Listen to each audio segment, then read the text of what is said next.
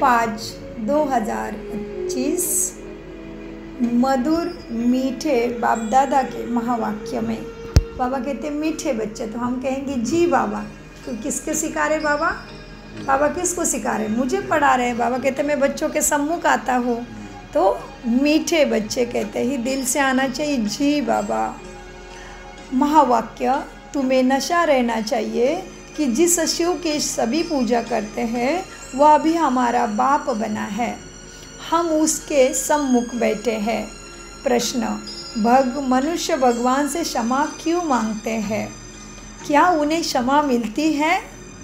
मिलती है क्या मनुष्य को क्षमा? कर्म करने के बाद उसकी पूरी माफ़ी हो जाती है कि भोगना पड़ता है? दो ही मार्ग दिखाए परमात्मा ने। करेंगे अच्छे या बुरे, वो सब तुम्हें अगर अच्छे कर्म है तो उसका फल मिलेगा, और बुरे का उनका माफ नहीं होगा, भगवान माफ नहीं करेगा, भुगतना पड़ेगा, चुकतू करना पड़ेगा। तो दो मार्ग देते बाबा भी। एक तो योग बल से चुकतू कर सकते हो, मना मेरे को मन मना भाव करके, मना मेरे साथ मनोबुद्धि लगाओगे तो बाबा की जो स्थिति है, बाबा के पास जो शक्ति है, वह हमारे मन पे धीरे धीरे अति सूक्ष्मता में डाउनलोड होती है, हमारे पास आती है, और हमें पर श्रेष्ठाचार ही बनने के संस्कार निर्माण होते हैं अंदर, जो चार्ज हो जाते हैं, जो अभी क्या हो गए, मर्ज हो गए हैं। वो फिर बाप दादा की एक्यूरेट याद से वो इमर्ज हो जाते हैं। स्मृति का ही तो सारा खेल है ना। तो इसलिए बाबा ने प्रश्न में क्या पूछा है, मनुष्य भगवान से क्षमा मांगते हैं क्यों है? क्या उन्हें क्षमा मिलती है? ध्यान से सुनिए प्रश्न। कोई भी कर्म है ना, वो बीज है। बीज से तो वृक्ष एंड फल निकलता है, पत्ते फूल पत्ते सब कुछ। तो बीज है कर्म, तो कर्म कैसे करना है उसका भी पूरा ज्ञान बाबा देते हैं। एवं हम अज्ञानी थे, हमें ज्ञान का तीसरा नेत्र नहीं मिला था, सद्गति का ज्ञान परमपिता परमात्मा के द्वारा नहीं मिला था। तब तक जो भी कर्म हमने गलत किए हैं उसको भी परमात्मा माफ़ करते हैं। लेकिन कब? जब आप राजयोगा मेडिटेशन के द्वारा, राजयोगा द्वारा स्वयं की पहचान, परमात्मा की सत्य पहचान प्राप्त करते हो तभी, और फिर उसके विधि पे चलोगे तो आपके पाप माफ़ होते हैं। होते तो होंगे पाप माफ़, इसलिए तो कहते गंगा स्नान करो, त्रिवेणी स्नान करो, प्रयागराज कुंभा में जाओ। कुंभा मतलब परात्मा परमात्मा का मिलन। कहाँ पे? भूत धरती पे, क्योंकि परमात्मा तो ऑलमाइटी है, अति परम दिव्य, परम से परम, सबसे हाईएस्ट ऑलमाइटी अथॉरिटी है, बट अति सूक्ष्म है। इस आँखों से कुछ नहीं दिखेगा, दिव्य बुद्धि परमात्मा ही देते हैं। दिव्य बुद्धि से उनका प्रकाश, उनकी शिक्षा को समझ सकते हैं। तो इसलिए बाबा कहते हैं ना, बच्चे मैंने तुम्हें दिव्य नेत्र दिया है, तुम्हें त्रिनेत्री त्रिकालदर्शी बनाया है, त्रिलोकीनाथ बना रहा हूँ, इसलिए मैं सम्मुख आके पढ़ा रहा हूँ। महावाक्य ही है ना। तो प्रश्न को ध्यान से सुनिए। हर महावाक्य को आत्माभिमानी स्थिति में स्थित होके परमात्मा मुझे समझा रहे, सिखा रहे। परमात्मा ने बाप बन के, गुरु बन के, सदगुरु बन के मेरी उंगली पकड़ी, इसको सदैव याद रखो। यो भी अतिश्रेष्ठ योग ही हो जाता है, योग से ही तो पुण्य प्राप्ति होगी। कर्म योग, बहुत ऐसे सब बातें परमात्मा सहज राजयोगा मेडिटेशन में और मुरली में रोज़ समझाते हैं। तो हम देख रहे थे मुरली का प्रश्न, मनुष्य भगवान से क्षमा क्यों मांगते हैं? क्या उन्हें क्षमा मिलती है? उत्तर, मनुष्य समझते हैं हमने जो पाप कर्म किए हैं उसकी सज़ा भगवान धर्मराज से दिलाएंगे, इसलिए क्षमा मांगते हैं। लेकिन उन्हें अपने कर्मों की सज़ा कर्म भोग के रूप में भोगनी ही पड़ती है। भगवान उन्हें कोई दवाई नहीं देता, गर्भ जेल में भी सजाएं भोगनी है। साक्षात्कार होता है कि तुमने यह किया है, ईश्वरीय डायरेक्शन पर नहीं चले हो, इसलिए सज़ा होती है। प्रश्न हो गया, उत्तर भी हो गया। अभी क्या है? गीत है। क्या होगा गीत? तूने रात गवाई, तो रात गवाई कितना सुंदर गीत है ना, पुराना।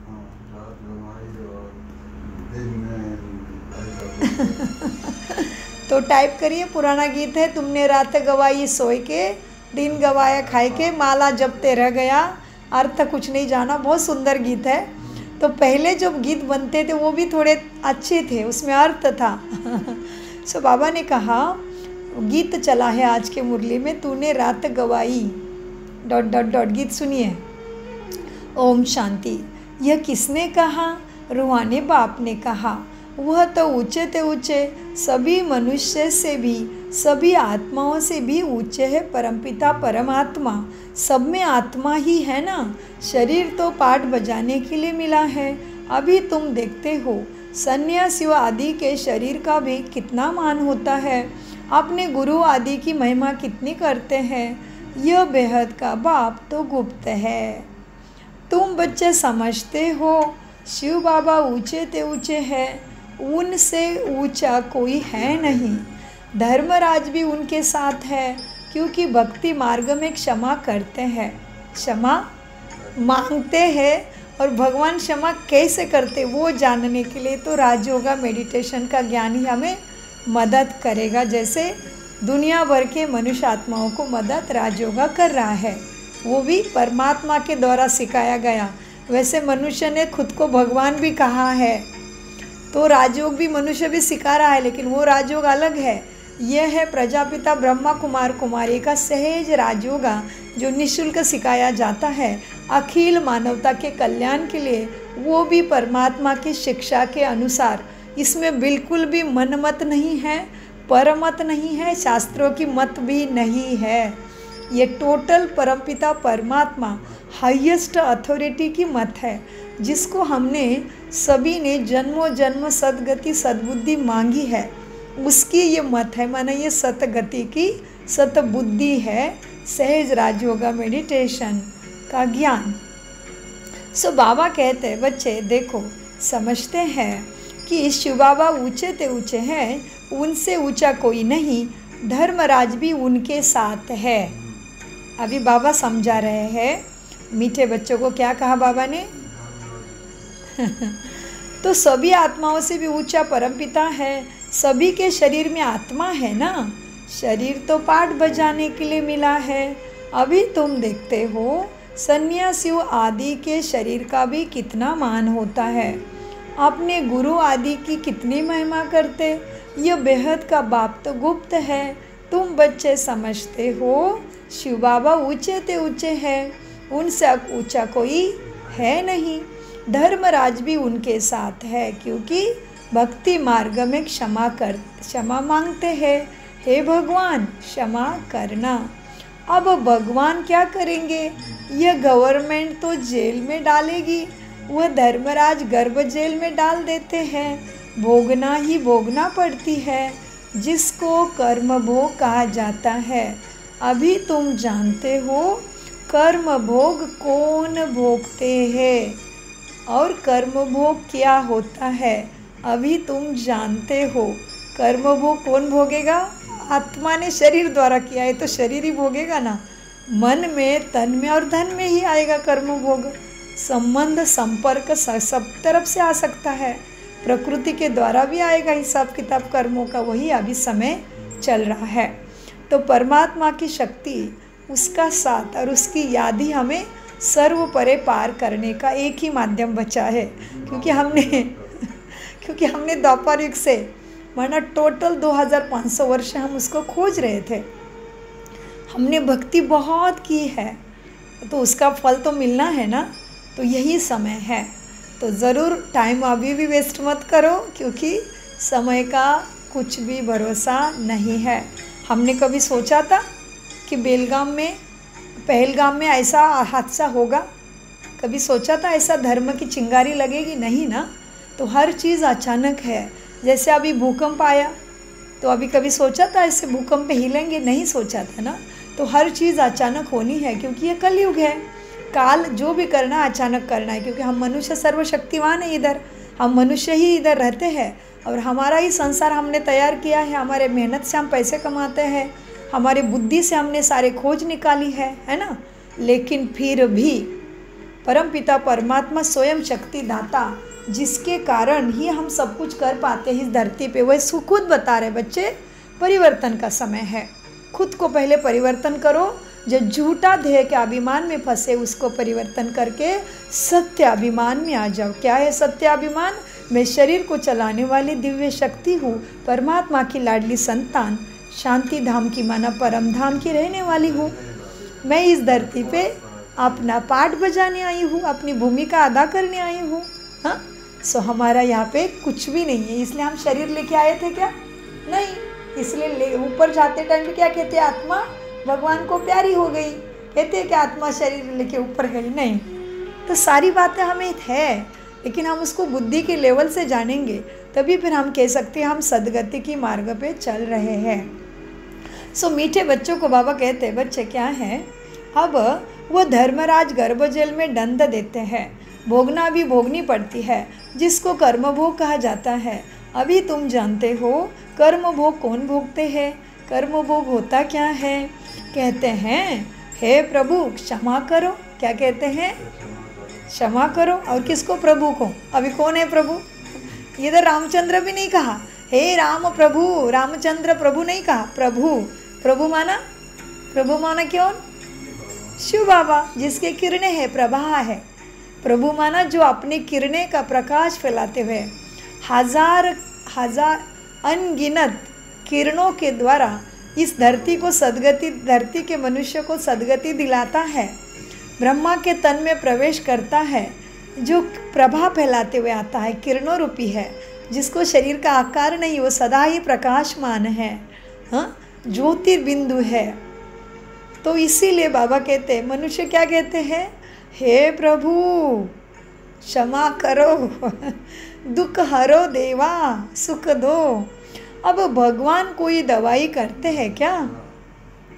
वह तो कुछ कर ना सके, तब वो भगवान को क्यों कहते हैं कि दुख हारो, सुख दे दो देवा, माफ़ करो? तो वो करता तो होगा, लेकिन कैसे करता है ये जानने के लिए सहज राजयोगा ही सर्वपरे मार्गदर्शन 140 देशों के आत्माओं को कर रहा है। सो बाबा कहते हैं, अब भगवान कोई दवाई करते हैं क्या? वह तो कुछ कर ना सके, तो वो भगवान को क्यों कहते हैं? क्योंकि भगवान के साथ फिर धर्मराज भी है। बुरा काम करने से ज़रूर भोगना पड़ता है, गर्भ जेल में सज़ा भी मिलती है, साक्षात्कार सब होते हैं, बिगर साक्षात्कार सज़ा नहीं मिलती। गर्भ जेल में तो कोई दवाई आदि नहीं है, वहाँ सज़ा भोगनी पड़ती है। जब दुखी होते हैं तब वो कहते हैं, भगवान इस दुख के जेल से, दुख के कलयुग से हमें छुड़ाओ। तो भगवान कहते, साहब जी बच्चे, मेरे बच्चे हो, हर मनुष्य आत्मा मेरा बच्चा है, तो मैं ज़रूर छुड़ाता हूँ, लेकिन तुम्हें मैं विधि बताता हूँ, विधि को मानो, क्योंकि सारे मनुष्य मेरे लिए एक जैसे हैं। मैं एक का पाप काट दूंगा तो सबका काटना पड़ेगा, तो खेल ही बिगड़ जाएगा, फिर अन्याय न्याय ही नहीं रहेगा। हाँ, सो बाबा कहते, बच्चे क्या कहा बाबा ने? जब दुख होते हैं मनुष्य, तब क्या कहते हैं? और दुख हारो देवा, माफ़ करो देवा, माफ़ करो प्रभु, दुख हार लो, हमें इस नरक से छुड़ाओ। हाँ? तो बाबा कहते हैं, जब दुखी होते हैं तब कहते हैं, भगवान इस जेल से हमें निकालो। अब अभी तुम बच्चे किसके सामने बैठे हो? ऊंचे ते ऊंचे बाप परमपिता परमात्मा, हम सब आत्माओं का पिता है, तो परमपिता परम आत्मा। परंतु वो है गुप्त, वो तो गुप्त ही रहेगा ना, क्योंकि हम छोटी सी आत्मा है, साधारण तन में बैठी है, फिर भी अपने आंखों से तो नहीं दिख सकते खुद को। हाँ जी,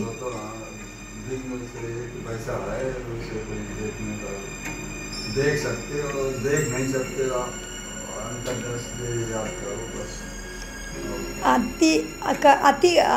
अति इंद्रिय से देख सकते हैं, कर्म इंद्रिय द्वारा नहीं देख सकते, अंतर इंद्रियों से, मन बुद्धि से हम उसको अनुभव करते हैं। अभी तुम बच्चे किसके सामने बैठे हो? ऊंचे ते ऊंचे बाप परमपिता परमात्मा, परंतु है बहुत गुप्त, क्योंकि दिखता तो है ब्रह्मा, शिव बाबा दिखता नहीं, शिव बाबा दिखता है जब दिव्य बुद्धि और हम आत्मा के अंदर से तमो प्रधानता का मेल थोड़ा थोड़ा नष्ट होने लगता है। हमारे अंदर में काम, क्रोध, लोभ, अहंकार जब थोड़ा थोड़ा शांत होता है, तभी ज़रूर परमात्मा की उपस्थिति का अनुभव हर स्टेप पे होता है। इसलिए तो भक्ति में गायन है ना, पदम पदम भाग्यशाली बना दिया भगवान ने हमें। हाँ, पदम माना हर स्टेप पे, हर कर्म में हमें वो लाभ प्राप्त कराता है, लेकिन उसकी विधि जानना बहुत ज़रूरी है। देखो, कोई भी चीज़ की विधि नहीं तो कैसे करोगे। जैसे आपको चाय पीनी है, लेकिन आपने छोटेपन से कभी चाय की विधि ही नहीं जानी, चाय बनती कैसे, उसके लिए लगता क्या, ये कभी नहीं जाना, तो चाय बनेगी क्या। और चाय तो क्या है, चुटकी का काम है। हाँ, इसीलिए कहते भगवान चुटकी सिर से सब कुछ बदल सकता है। उसकी चुटकी क्या है, उसका ज्ञान, उसका सहज राजयोग, और उसकी मुरली ही चुटकी है उसकी। हाँ, सो बाबा कहते हैं, मीठे बच्चे, अभी तुम बच्चे किसके सामने बैठे हो। ऊंचे ते ऊंचे बाप है, परंतु है गुप्त, और सभी के तो शरीर देखने में आते हैं। यह शिव बाबा का तो अपना हाथ पाँव आदि है नहीं, फूल आदि भी कौन लेंगे, उनके हाथ से ही लेंगे, लेना होगा ब्रह्मा के हाथ से, अगर चाहे तो, परंतु कोई से कुछ लेते नहीं। जैसे वो शंकराचार्य कहते हैं, हमको कोई छुओ नहीं, तो बाप कहते हैं हम पतितों का कुछ भी कैसे लेंगे, हम लेंगे श्रेष्ठ बच्चों का ही। हाँ, बहुत गहरी बात है, अंडरलाइन करो इस महावाक्य को। भगवान सेवा में भी हमारा तन मन धन मनसा वाचा कर्मणा कृति व्रति दृष्टि समर्थि कब लेगा, उसका भी अर्थ समझो। बहुत सूक्ष्म है और बहुत गहरी बात भी है, हीरे से भी अमूल्य ये बात है। हाँ, सो बाबा कहते जैसे दुनिया में शंकराचार्य होते हैं, धर्माचार्य होते हैं, पीठाधीश होते हैं, चारों पीठ के, चारों धर्म पीठ है भारत में, तो वो भी क्या कहते हैं, अपवित्र आत्मा, किसी को छूने नहीं देते उनके शरीर को, क्योंकि उनकी ताकत में फ़र्क पड़ेगा इसलिए। तो जैसे वो शंकराचार्य कहते हैं हमको कोई छुए नहीं, तो बाप कहते हैं हम पतितों का कुछ भी कैसे लेंगे, हमको फूल आदि की दरकार नहीं। भक्ति मार्ग में सोमनाथ आदि के मंदिर बनाते हैं। क्या किया हमने बाबा की याद में, क्या किया हमने भक्ति में, परमात्मा की याद में। अभी उसको याद आने लगी द्वापर युग से हमें, तो हमने क्या किया, उसका राजा विक्रमादित्य जी ने, सबसे दैदीप्यमान राजा धरती के ऊपर द्वापर युग में राजा विक्रमादित्य जी, उन्होंने प्रथम भगवान की याद में, उनको लगा मेरे पास नाम मान शान सब कुछ है, सब कुछ है, फिर भी मेरे से श्रेष्ठ कोई है। तो इसीलिए राजा विक्रमादित्य जी ने द्वापर युग में शिवलिंग की, हीरे का शिवलिंग, सोने का मानिक रत्नों से बड़ा मंदिर बना दिया सोमनाथ का, जिसको मोहम्मद गजनवी ने 17 बारी लूटा है। तो आप सोच सकते, जो चीज़ 17 बारी लूटने से भी ख़त्म नहीं हुई तो वो कितनी प्रचंड होगी, देखो। और लूटने वाला क्या करता है, क्या कैसे आएगा, आराम से आएगा क्या, लूट फोड़ तोड़ मोड़ करके लूटने के लिए कैसे क्या करना पड़ता है, तोड़ना पड़ता है, फोड़ना पड़ता है। हाँ, तो 17 बारी क्या क्या किया होगा उसने, सोचो। तभी भी वो मंदिर अभी भी था, 17 बारी भी लूटा फिर भी था। इतना मतलब कितना श्रेष्ठ मंदिर बनाया होगा, आप सोचिए उसकी कारीगरी कैसी होगी, उसकी रचना कितनी श्रेष्ठ होगी। हाँ, नहीं तो कोई भी बिल्डिंग को 1-2 बार ठोक दो तो गिर जाएगी ना पूरी। हाँ, सब बहुत गहरी बातें हैं समझने के लिए। हाँ, ये सारी समझ हमें कौन दे रहा है अभी, अर्थ सहित, प्राप्ति सहित परमपिता परमात्मा स्वयं दे रहे हैं, वो भी ब्रह्मा तन में बैठ के, क्योंकि वो गुप्त है, वो दिखेगा नहीं। दिखने के लिए हमारी बुद्धि इतनी काली तमो प्रधान हो गए हैं। कैसे सबके मन, अपने आप मन को जानो। अभी सभी हम कौन से दुनिया में श्रेष्ठाचारी हैं या दुराचारी है, पापाचारी है, भ्रष्टाचारी है, काम क्रोध ईर्ष्या निंदा जलसी बदले की भावना क्या है मेरे अंदर। अपने भाव को जांचो परखो, तभी तो रावण की प्रजा को बाहर निकाल सकेंगे अंदर से। नहीं तो जांचेंगे नहीं, चेक ही नहीं करेंगे, हम जो है जैसे है ठीक ठीक करके चलेंगे तो कोई बात नहीं। चलो फिर लास्ट में फिर कहोगे हाय हाय भगवान आया था, भाग्य बांट रहा था, पढ़ा रहा था, ओहो फूटे मेरे कपाल, ऐसे बोलते हैं ना, फूटे मेरे भाग्य। तो ऐसे ही हमारी मनोकामना है, हमारी शुभ भावना शुभकामना है कि किसी को भी अपना कपाल ना कूटना पड़े, इसलिए जल्दी जगिए। सो बाबा कहते बच्चों, हमको फूल आदि की दरकार नहीं। भक्ति मार्ग में सोमनाथ आदि के मंदिर बनते हैं, फूल चढ़ाते हैं, परंतु मुझे तो शरीर है नहीं, आत्मा को कोई छुएगा कैसे। कहते हम पतितों से फूल कैसे लेवे, कोई हाथ भी नहीं लगा सकता शंकराचार्य को, पतित को छूने भी न दे। आज फिर बाबा भी कहते हैं हम पतित के हाथ का पतित का तन मन धन, कोई चीज नहीं ले सकते, उसे अलग दूरी रखो। जैसे कि हमारा तन कैसा है, हमारा मन कैसा है, हमारा तन मन धन कैसा है, मनसा वाचा कर्मणा कैसी है। तो बाबा कहते हैं हमें भी पतित के हाथ का लेके क्या करें, क्योंकि एक का 100 गुना 1000 गुना पदम गुना उसको रिटर्न देना पड़ता है। हाँ, बहुत गहरी महावाक्य है, ध्यान से सुनिए और समझ के धारण करिए तो सतप्रधान जल्दी बनेंगे। तो दुख तो हमसे क्या सारे दुनिया से नष्ट हो जाएगा। सो बाबा कहते हैं बच्चे क्या है, देखो अब कहते हैं हम पतितों से फूल कैसे लेवे। हाँ, अब सोमनाथ आदि के मंदिर बनाते हैं, फूल चढ़ाते हैं, परंतु मुझे तो शरीर ही नहीं। कौन बोला मुझे तो शरीर नहीं? कौन बोला? शिव बाबा बोले हैं मुझे शरीर नहीं है। हाँ, वो शरीर लेगा तो उसको भी जन्म मृत्यु में आना पड़ेगा, वो भी फिर चढ़ती उतरती कला में फंस जाएगा।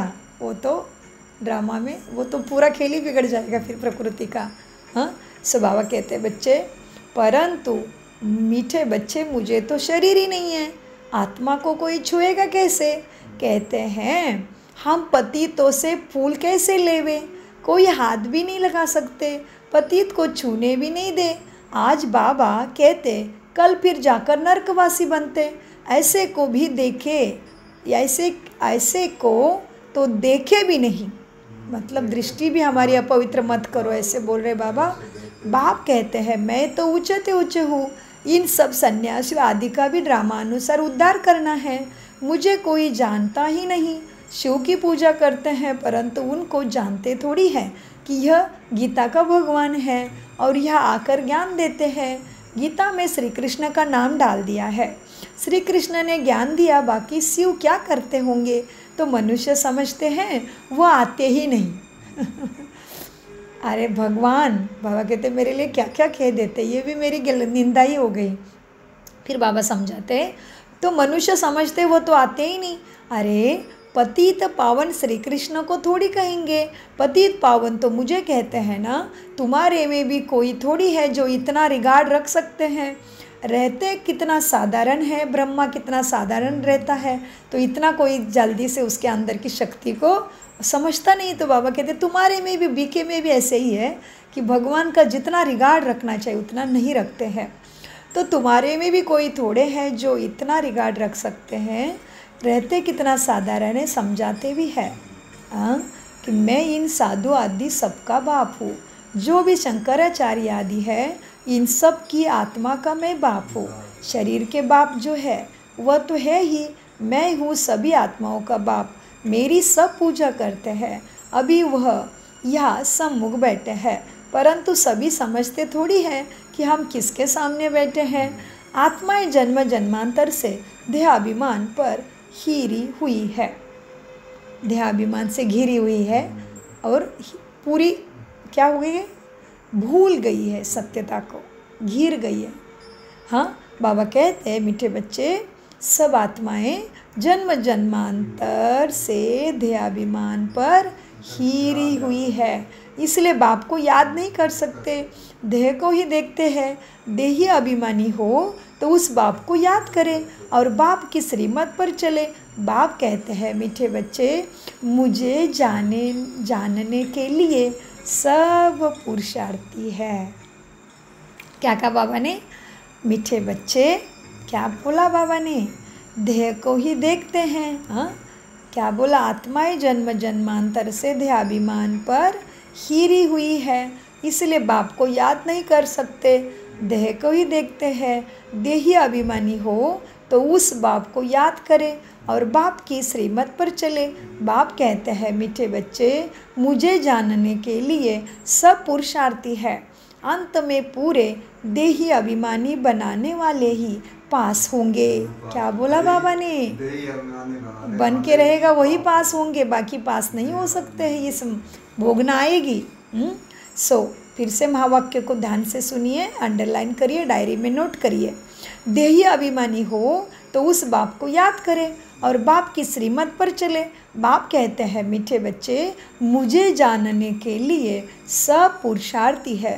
अंत में पूरे देही अभिमानी बनने वाले ही पास होंगे।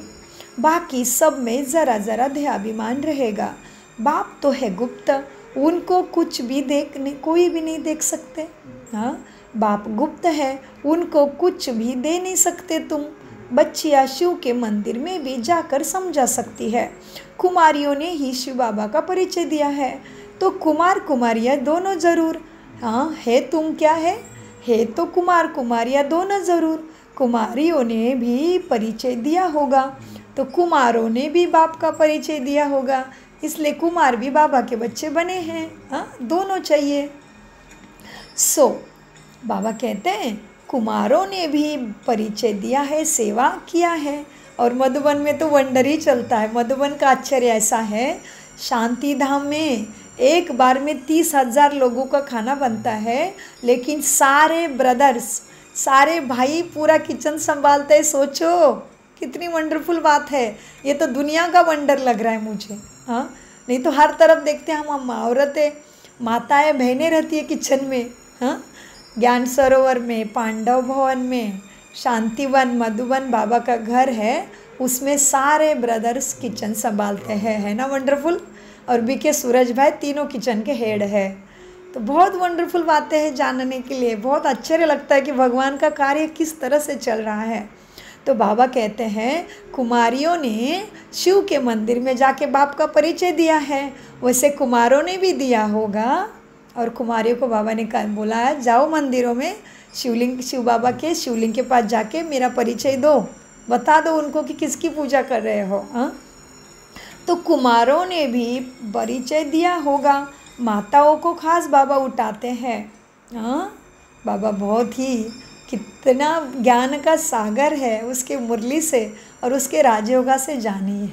हाँ, बाबा कहते मीठे बच्चे देखो, बच्चियाँ शिव के मंदिर में भी जाकर समझा सकती है। कुमारियों ने ही शिव बाबा का परिचय दिया है तो कुमार कुमारियाँ दोनों ज़रूर। कुमारों ने भी परिचय बाप का दिया होगा। माताओं को बाबा खास उठाते हैं क्योंकि उन्होंने पुरुषों से जास्ती बाबा की सर्विस की है, भक्ति की है। तो बच्चों को सर्विस का शौक़ होना चाहिए, जैसे उस पढ़ाई का भी शौक़ होता है ना, वो है जिस्मानी, यह है रूहानी। जिस्मानी पढ़ाई पढ़ेंगे, ये ड्रिल आदि सीखेंगे, मिलेगा कुछ भी नहीं। समझो, अभी किसको बच्चा जन्मता है तो धूमधाम से उनकी छठी आदि मनाते हैं, परंतु वह पाएंगे क्या? इतना समय ही नहीं जो कुछ पा सके बच्चा। अभी यहाँ से भी जाकर जन्म लेते हैं, परंतु वह भी समझेंगे कुछ नहीं।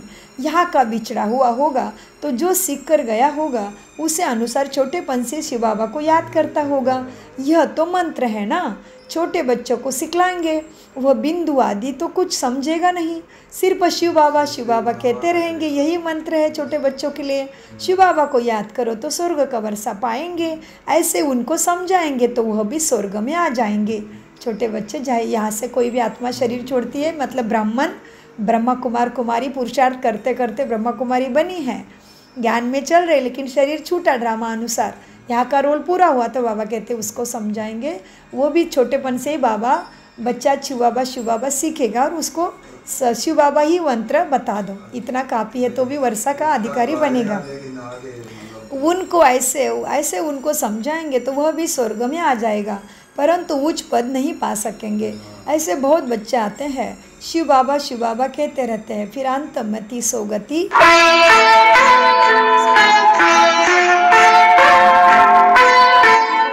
सूक्ष्म पॉइंट है, इसको भी ध्यान से समझिए। इसलिए श्वास खत्म होने से पहले बहुत पुरुषार्थ करिए, लगन से करिए, अपने कर्तव्य कर्म करते करते तन मन धन मनसा वाचा कर्मणा से निरंतर योगी बनिए। क्योंकि बाबा ने क्या बोला गहराई से समझो। बहुत नुकसान हो जाता है इस शरीर में होते हुए पुरुषार्थ नहीं किया तो। ऐसा हुआ ना फिर अभी। हाँ, इधर से संपूर्ण बन के गए तो फिर कल्याण ही है, दादी जैसे सेवा ही करेंगे। वो तो प्राप्ति पूरा अपना बैंक भर के गए हैं तो आगे तो सतयुग में आना निश्चित है। उनकी तो माला तो है ही 108 की।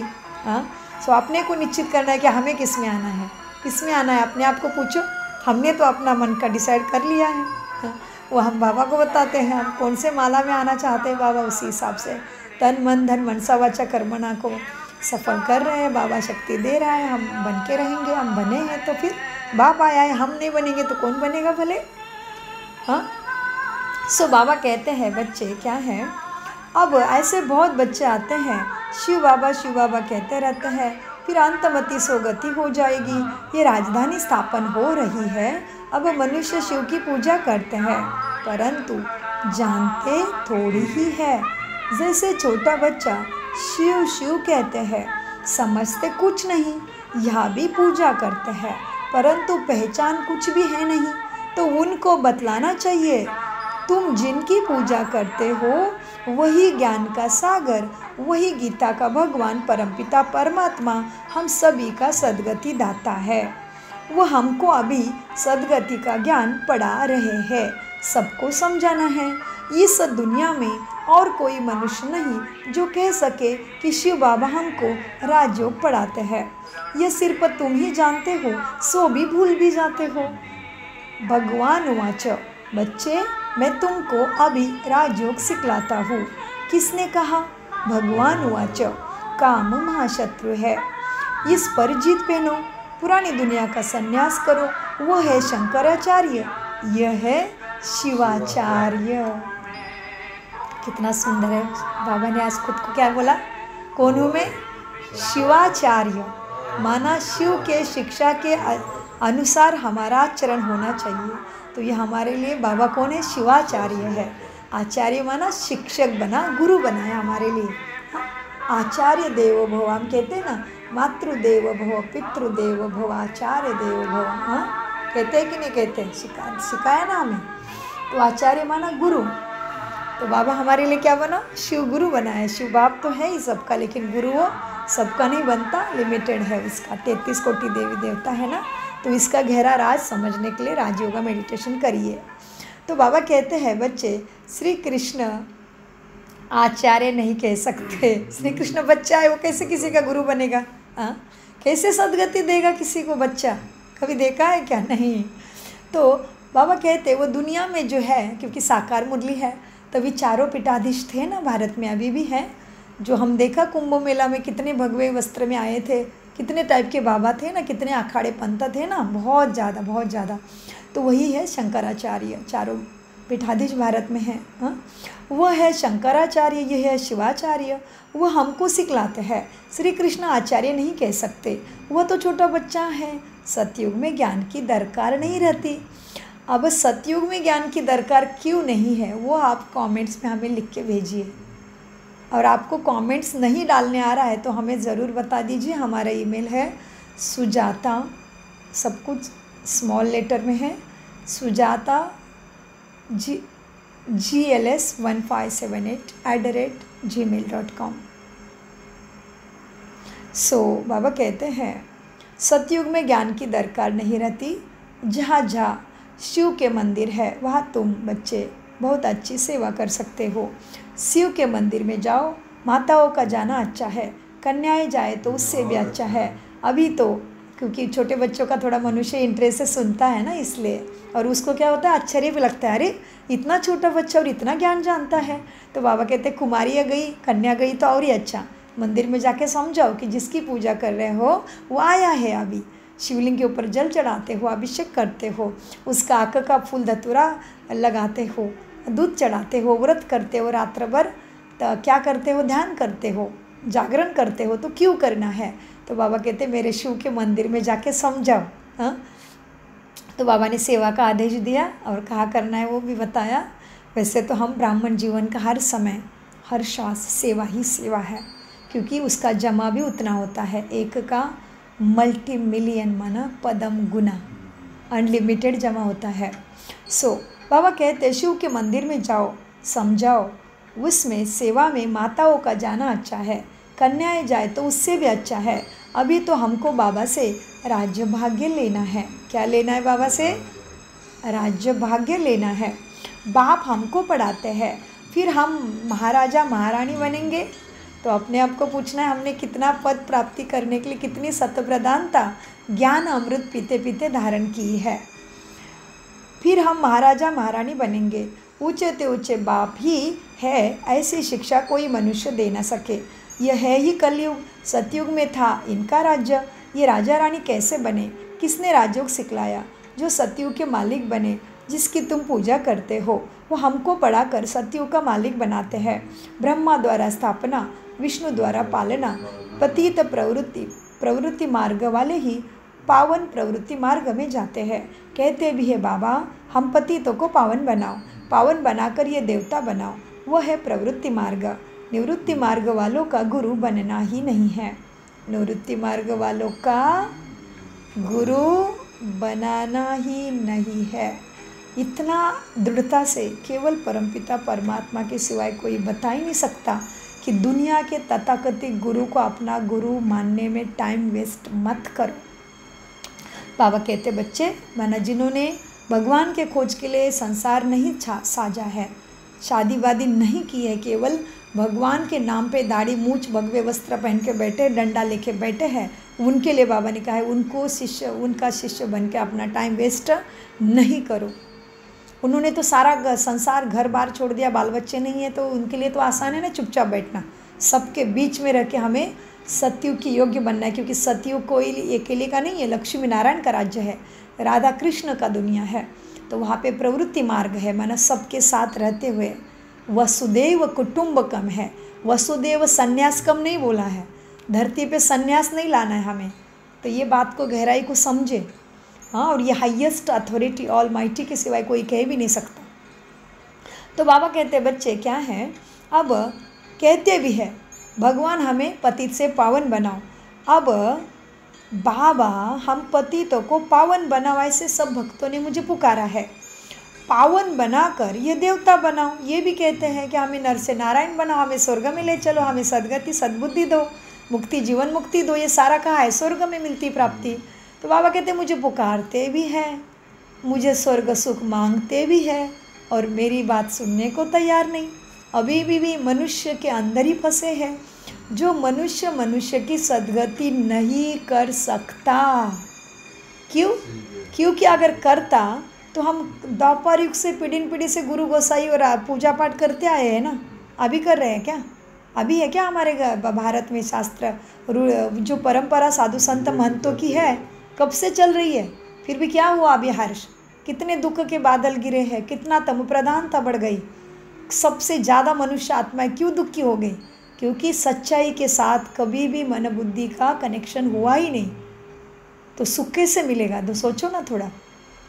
सो बाबा कहते बच्चे देखो क्या है, अब मनुष्य ने मुझे पुकारा है कि पतित पावन आओ, हमें पावन बनाकर देवता बनाओ।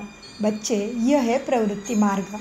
परवृत्ति में रह के ही सद्गुणी बनना है, सबके साथ रहते ही सत प्रदान बनना है, भगवान को याद करना है, अपने कर्तव्य कर्म करते करते छोड़ के भागना नहीं है, संन्यास नहीं करना है।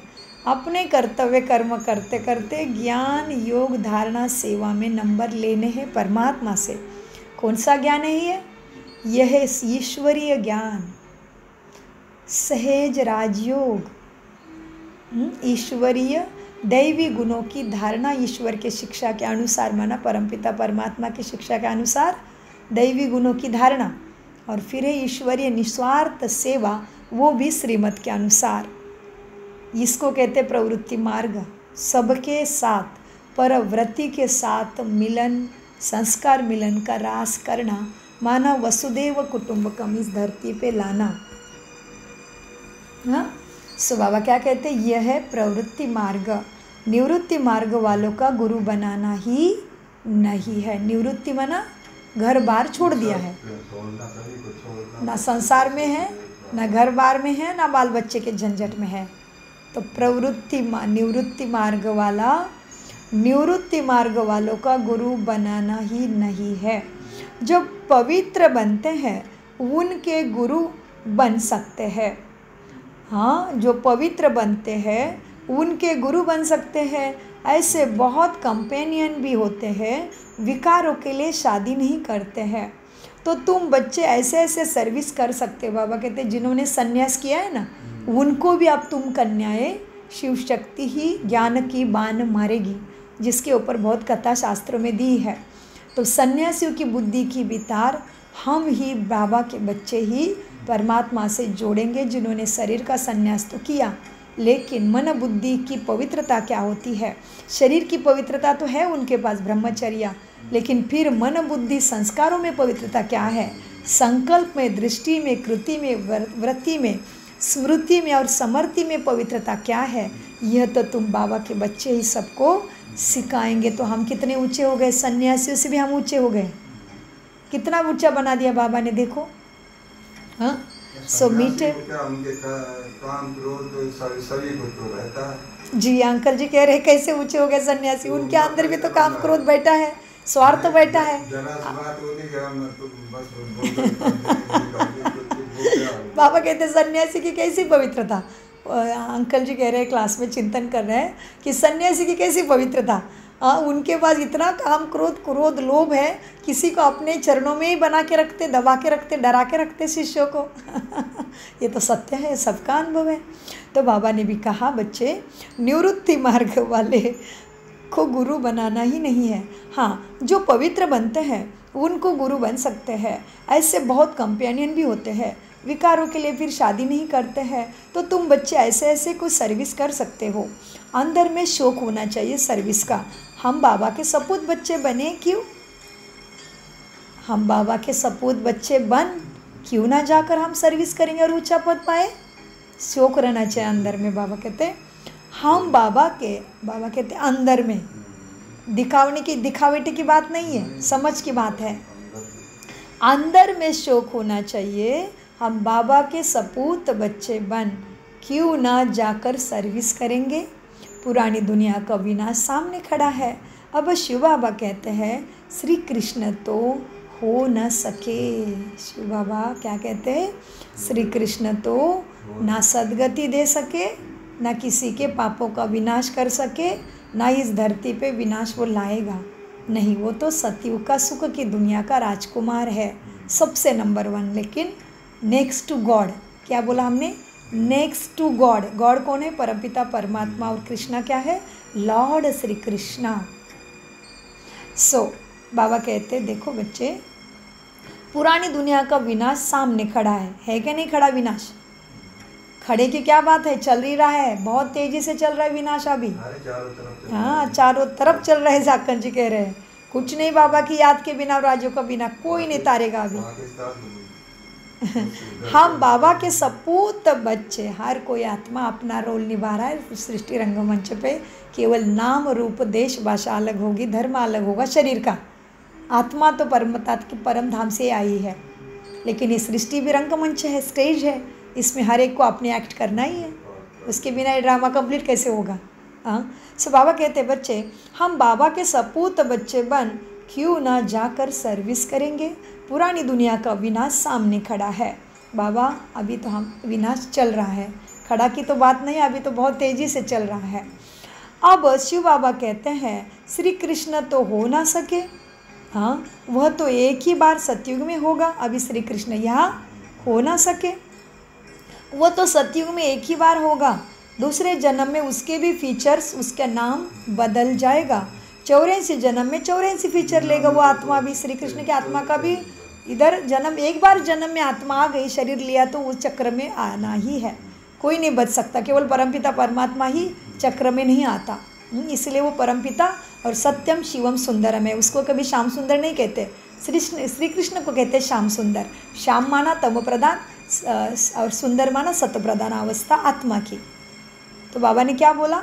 श्री कृष्ण के फीचर्स भी जन्म बाय जन्म बदलते हैं। 84 जन्म लेते हैं सतयुगी देवी देवता, तो उसमें कृष्ण राधा फर्स्ट है। तो 84 जन्म में 84 फीचर्स मिलेंगे। श्री कृष्ण ये ज्ञान किसी को सिखला ना सके, क्योंकि वो खुद ही सीख के बड़ा बन गया है, तो पीछे मुड़ के थोड़ी अभी सिखाने लगेगा, क्योंकि उनके दुनिया में सुख ही सुख है। कोई भगवान को पुकारता ही नहीं, कोई सदगति मांगता ही नहीं, तो कैसे देगा? और वो यहाँ आ नहीं सकता कलयुग में, और वो है कहाँ का? सतयुग का, और सतयुग में दुख है ही नहीं। तो सोचो श्री कृष्ण कैसे किसी को सुख देगा? कितना लॉजिक बताया ना बाबा ने, कितना लॉजिक बताया देखो। तो कलयुग के अंत में यदा यदाश्च धर्मस्य ग्लानिर्भवति भारत अभ्युत्थानम अधर्मस्य तदात्म्यानं सृजम मैं आता हूँ अधर्म का विनाश करने। अभी कृष्ण कैसे आएगा अधर्म का विनाश करने? वो तो है सतयुग का सुख की दुनिया का राजा। सुख का दुनिया का राजकुमार है, first Rajkumar on this earth. कितना श्रेष्ठ है श्री कृष्ण का पद ही श्रेष्ठ है। तो उनके टाइम में तो लोग कोई दुखी नहीं, तो वो कैसे किसी का विनाश करेंगे, सोचो। हाँ, जैसे कि आपकी तबीयत ठीक है तो आप डॉक्टर के पास थोड़ी जाओगे, नहीं जाओगे ना। तो वही है। तो बाबा कहते हैं श्री कृष्ण कलयुग में हो नहीं सका। उनकी आत्मा है ब्रह्मा के रूप में, श्री कृष्ण बनते हैं वो सतयुग में जाके। और ये आत्मा ने क्या किया, परमात्मा के महावाक्य पे चले तो नंबर 1 प्रिंस बने हैं। इसलिए ब्रह्मा भी कितना श्रेष्ठ है। परमात्मा का गायन ही है शास्त्रों में कि परमपिता परमात्मा सृष्टि रचते हैं ब्रह्मा के मुख कमल से। एवं और भी क्या लिखा है पता है शास्त्रों ने लिखा है पृथ्वी पे 24 आवर्स में 24 घंटे में ऐसा समय रहता है इस धरती पे जो स्वयं परमपिता परमात्मा ब्रह्मा के रथ पर सवार होके सृष्टि का भ्रमण करते हैं 24 घंटे में भी एक बार। वो है अमृत वेला ब्रह्म मुहूर्त, नाम भी है उसमें ब्रह्मा का, ब्रह्म मुहूर्त। वेला माना टाइम, अमृत समान सत्य का टाइम। तो वो बाबा ने हमें क्या दिया, अमृत वेला दिए है ना। ब्रह्म मुहूर्त में जब हम मेडिटेशन में बैठते हैं 4 बजे, वैसे ब्रह्म मुहूर्त शुरू होता है 2 बजे से लेके 4:45 तक। उसके बाद तो भक्त उठते, भक्तों का टाइम शुरू होता है। इसलिए देखो ना मंदिरों की घंटा भी बजती है ना 5 बजे के बाद। तो इसलिए बहुत गहरी बातें हैं समझने के लिए। हाँ, कैसे ब्रह्मा के मुख कमल से परमात्मा ने सृष्टि रची। तो ब्रह्मा आत्मा जो कृष्ण बनती है वो तो कलयुग के अंत में भी श्रेष्ठ है, लेकिन फीचर्स एक जैसे। अब ये ब्रह्मा का फीचर्स कृष्ण को होगा क्या, नहीं, इससे भी सुंदर, एकदम सत्य प्रधान। ये तो उनका तमो प्रधानता का वाला रूप है, फिर भी आत्मा तो बहुत श्रेष्ठ है। तो कलयुग के अंत में भी परमात्मा से मिलन इनका, और फिर सतयुग में भी शुरुआत में भी परमात्मा जितने श्रेष्ठ माना next to God Shri Krishna बनते हैं। और श्री कृष्ण जब बड़े हो जाते हैं, जब उनका कॉरोनेशन राज्याभिषेक हो जाता है, तभी फिर वही आत्मा लक्ष्मी नारायण के रूप में पहचानी जाती है। कितना श्रेष्ठ है, सोचो, खेल कितना वंडरफुल है। सो मैं वंडरफुल, ये सृष्टि रंगमंच में कलयुग से लेके सतयुग का ड्रामा वंडरफुल, और मेरा परमात्मा और मेरा परम धाम भी वंडरफुल। सो बाबा कहते बच्चे देखो, दूसरे जन्म में वही फ्यूचर्स, वही फीचर्स नहीं, नाम भी नहीं होता है। 84 जन्म में 84 फीचर्स मिलते हैं। श्री कृष्ण यह ज्ञान किसी को सिखला ना सके। वह श्री कृष्ण कैसा यहाँ आएगा, अभी तुम इन बातों को समझते हो। समझ गए इन बातों को, समझ गए क्या अर्थ से, जान गए ना, नहीं तो जाने कैसे है हम। राजयोगी, राजयोग शब्द का भी बहुत गहरा चिंतन है।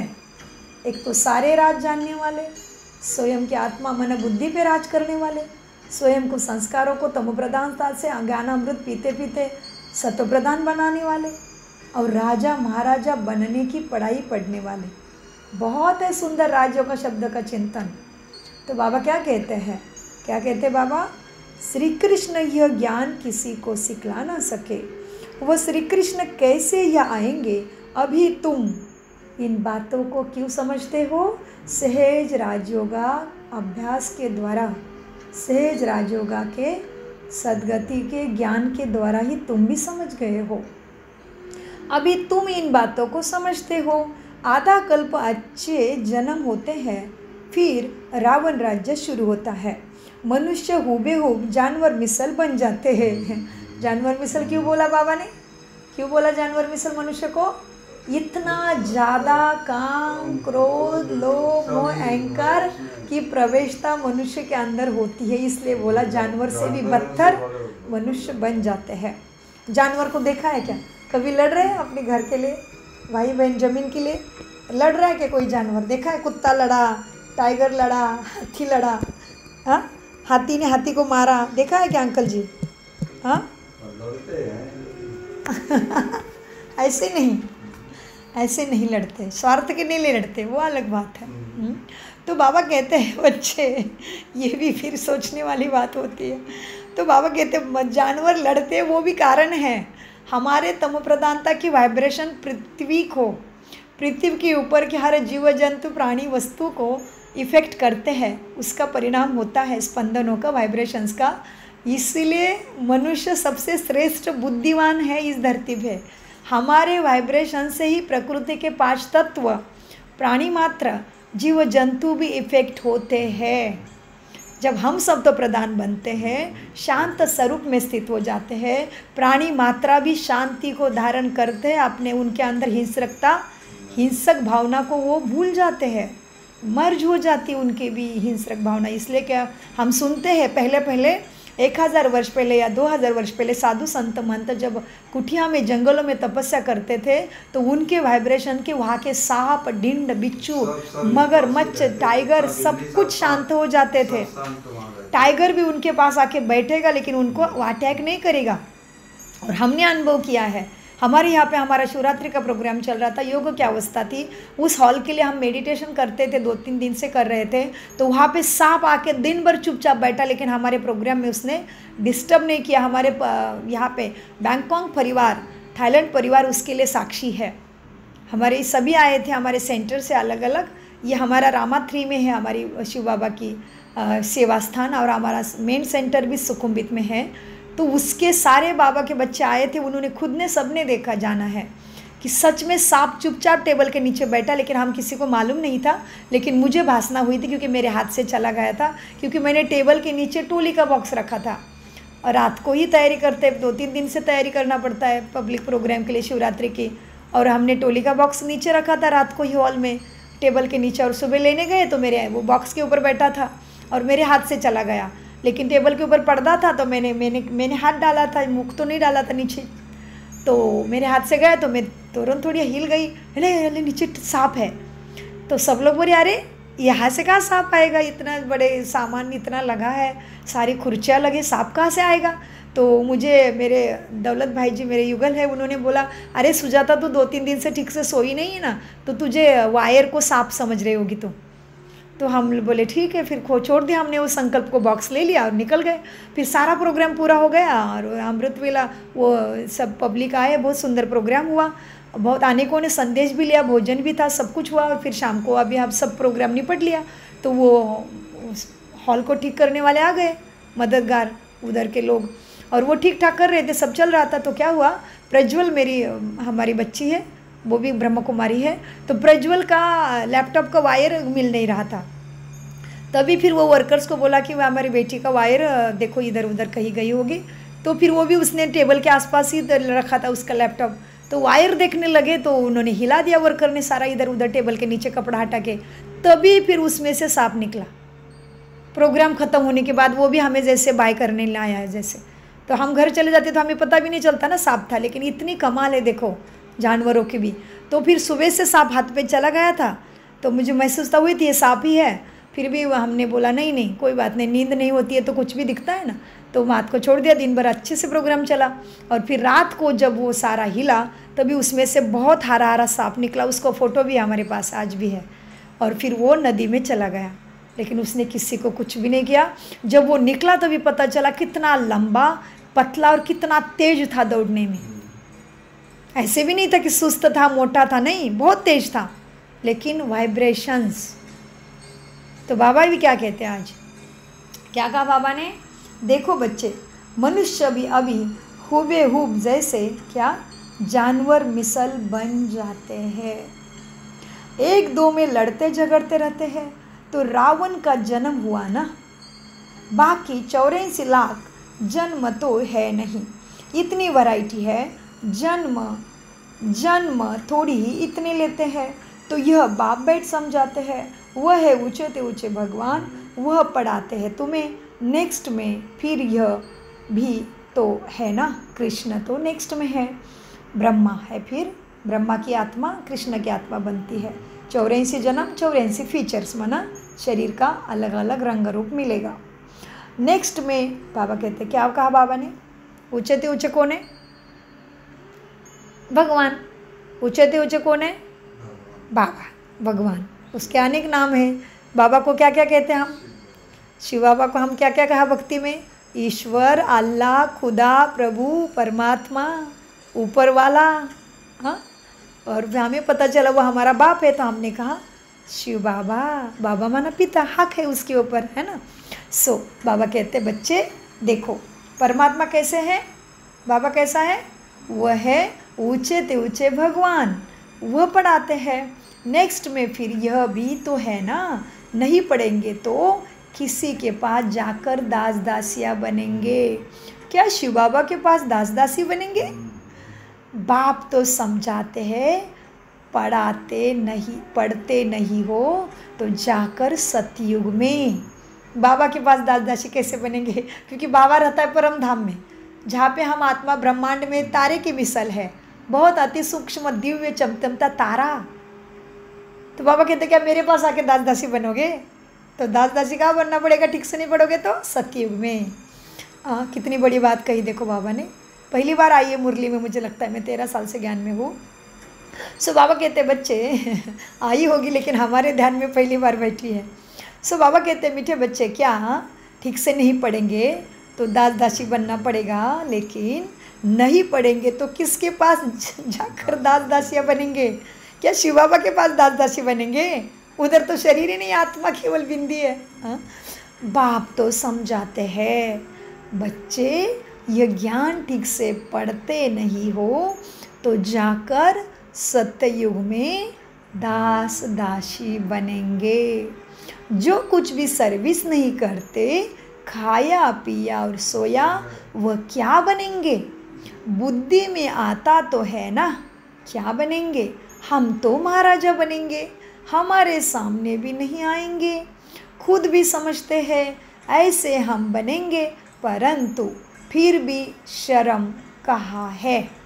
बाबा कहते बनना तो राजा महाराजा है, बनना तो नर से नारायण है, नारी से श्री लक्ष्मी है, लेकिन श्रीमत पे नहीं चलते हैं तो शर्म नहीं है बिल्कुल भी आत्मा को। बाबा कहते हैं बहुत गहरी बात है। बाबा ने कॉमेडी में कह दिया है, जोक जोक में हल्का बना दिया इस महावाक्य को, लेकिन ये बहुत गहरा है। बाबा कहते शर्म का है बच्चों को, बनना राजा महाराजा और वह धारणा कुछ भी नहीं है, सत्व प्रधानता की तरफ अटेंशन नहीं है, अलबेलेपन में पड़े हैं। तो बाबा कहते बनना इतना ऊंचा और करते कुछ भी नहीं तो शर्म कहाँ है? हम भी कहते हैं बच्चों को स्कूल में डालते हैं तो कहते इतना बड़ा स्कूल दिया है तुझे, तो इतना बुद्धिमानी है, तेरी कैपेसिटी है फर्स्ट आने की, तू करता कुछ भी नहीं है, शर्म नहीं आती है? तो बाबा भी ऐसे कहते हैं शर्म कहाँ है? ऊंचा लक्ष्य, ऊंची पढ़ाई, ऊंचा भगवान, इतना ऊंचा समय, लेकिन करते कुछ नहीं तो शर्म कहाँ है? बाबा कहते बच्चों में। अब देखो हम तो महाराजा बनेंगे सब कहते हैं, हमारे सामने भी नहीं आएंगे, खुद भी समझते हैं ऐसे हम बनेंगे, परंतु फिर भी शर्म कहाँ है? हम अपनी उन्नति कर कुछ पा लेवे, समझते ही नहीं है।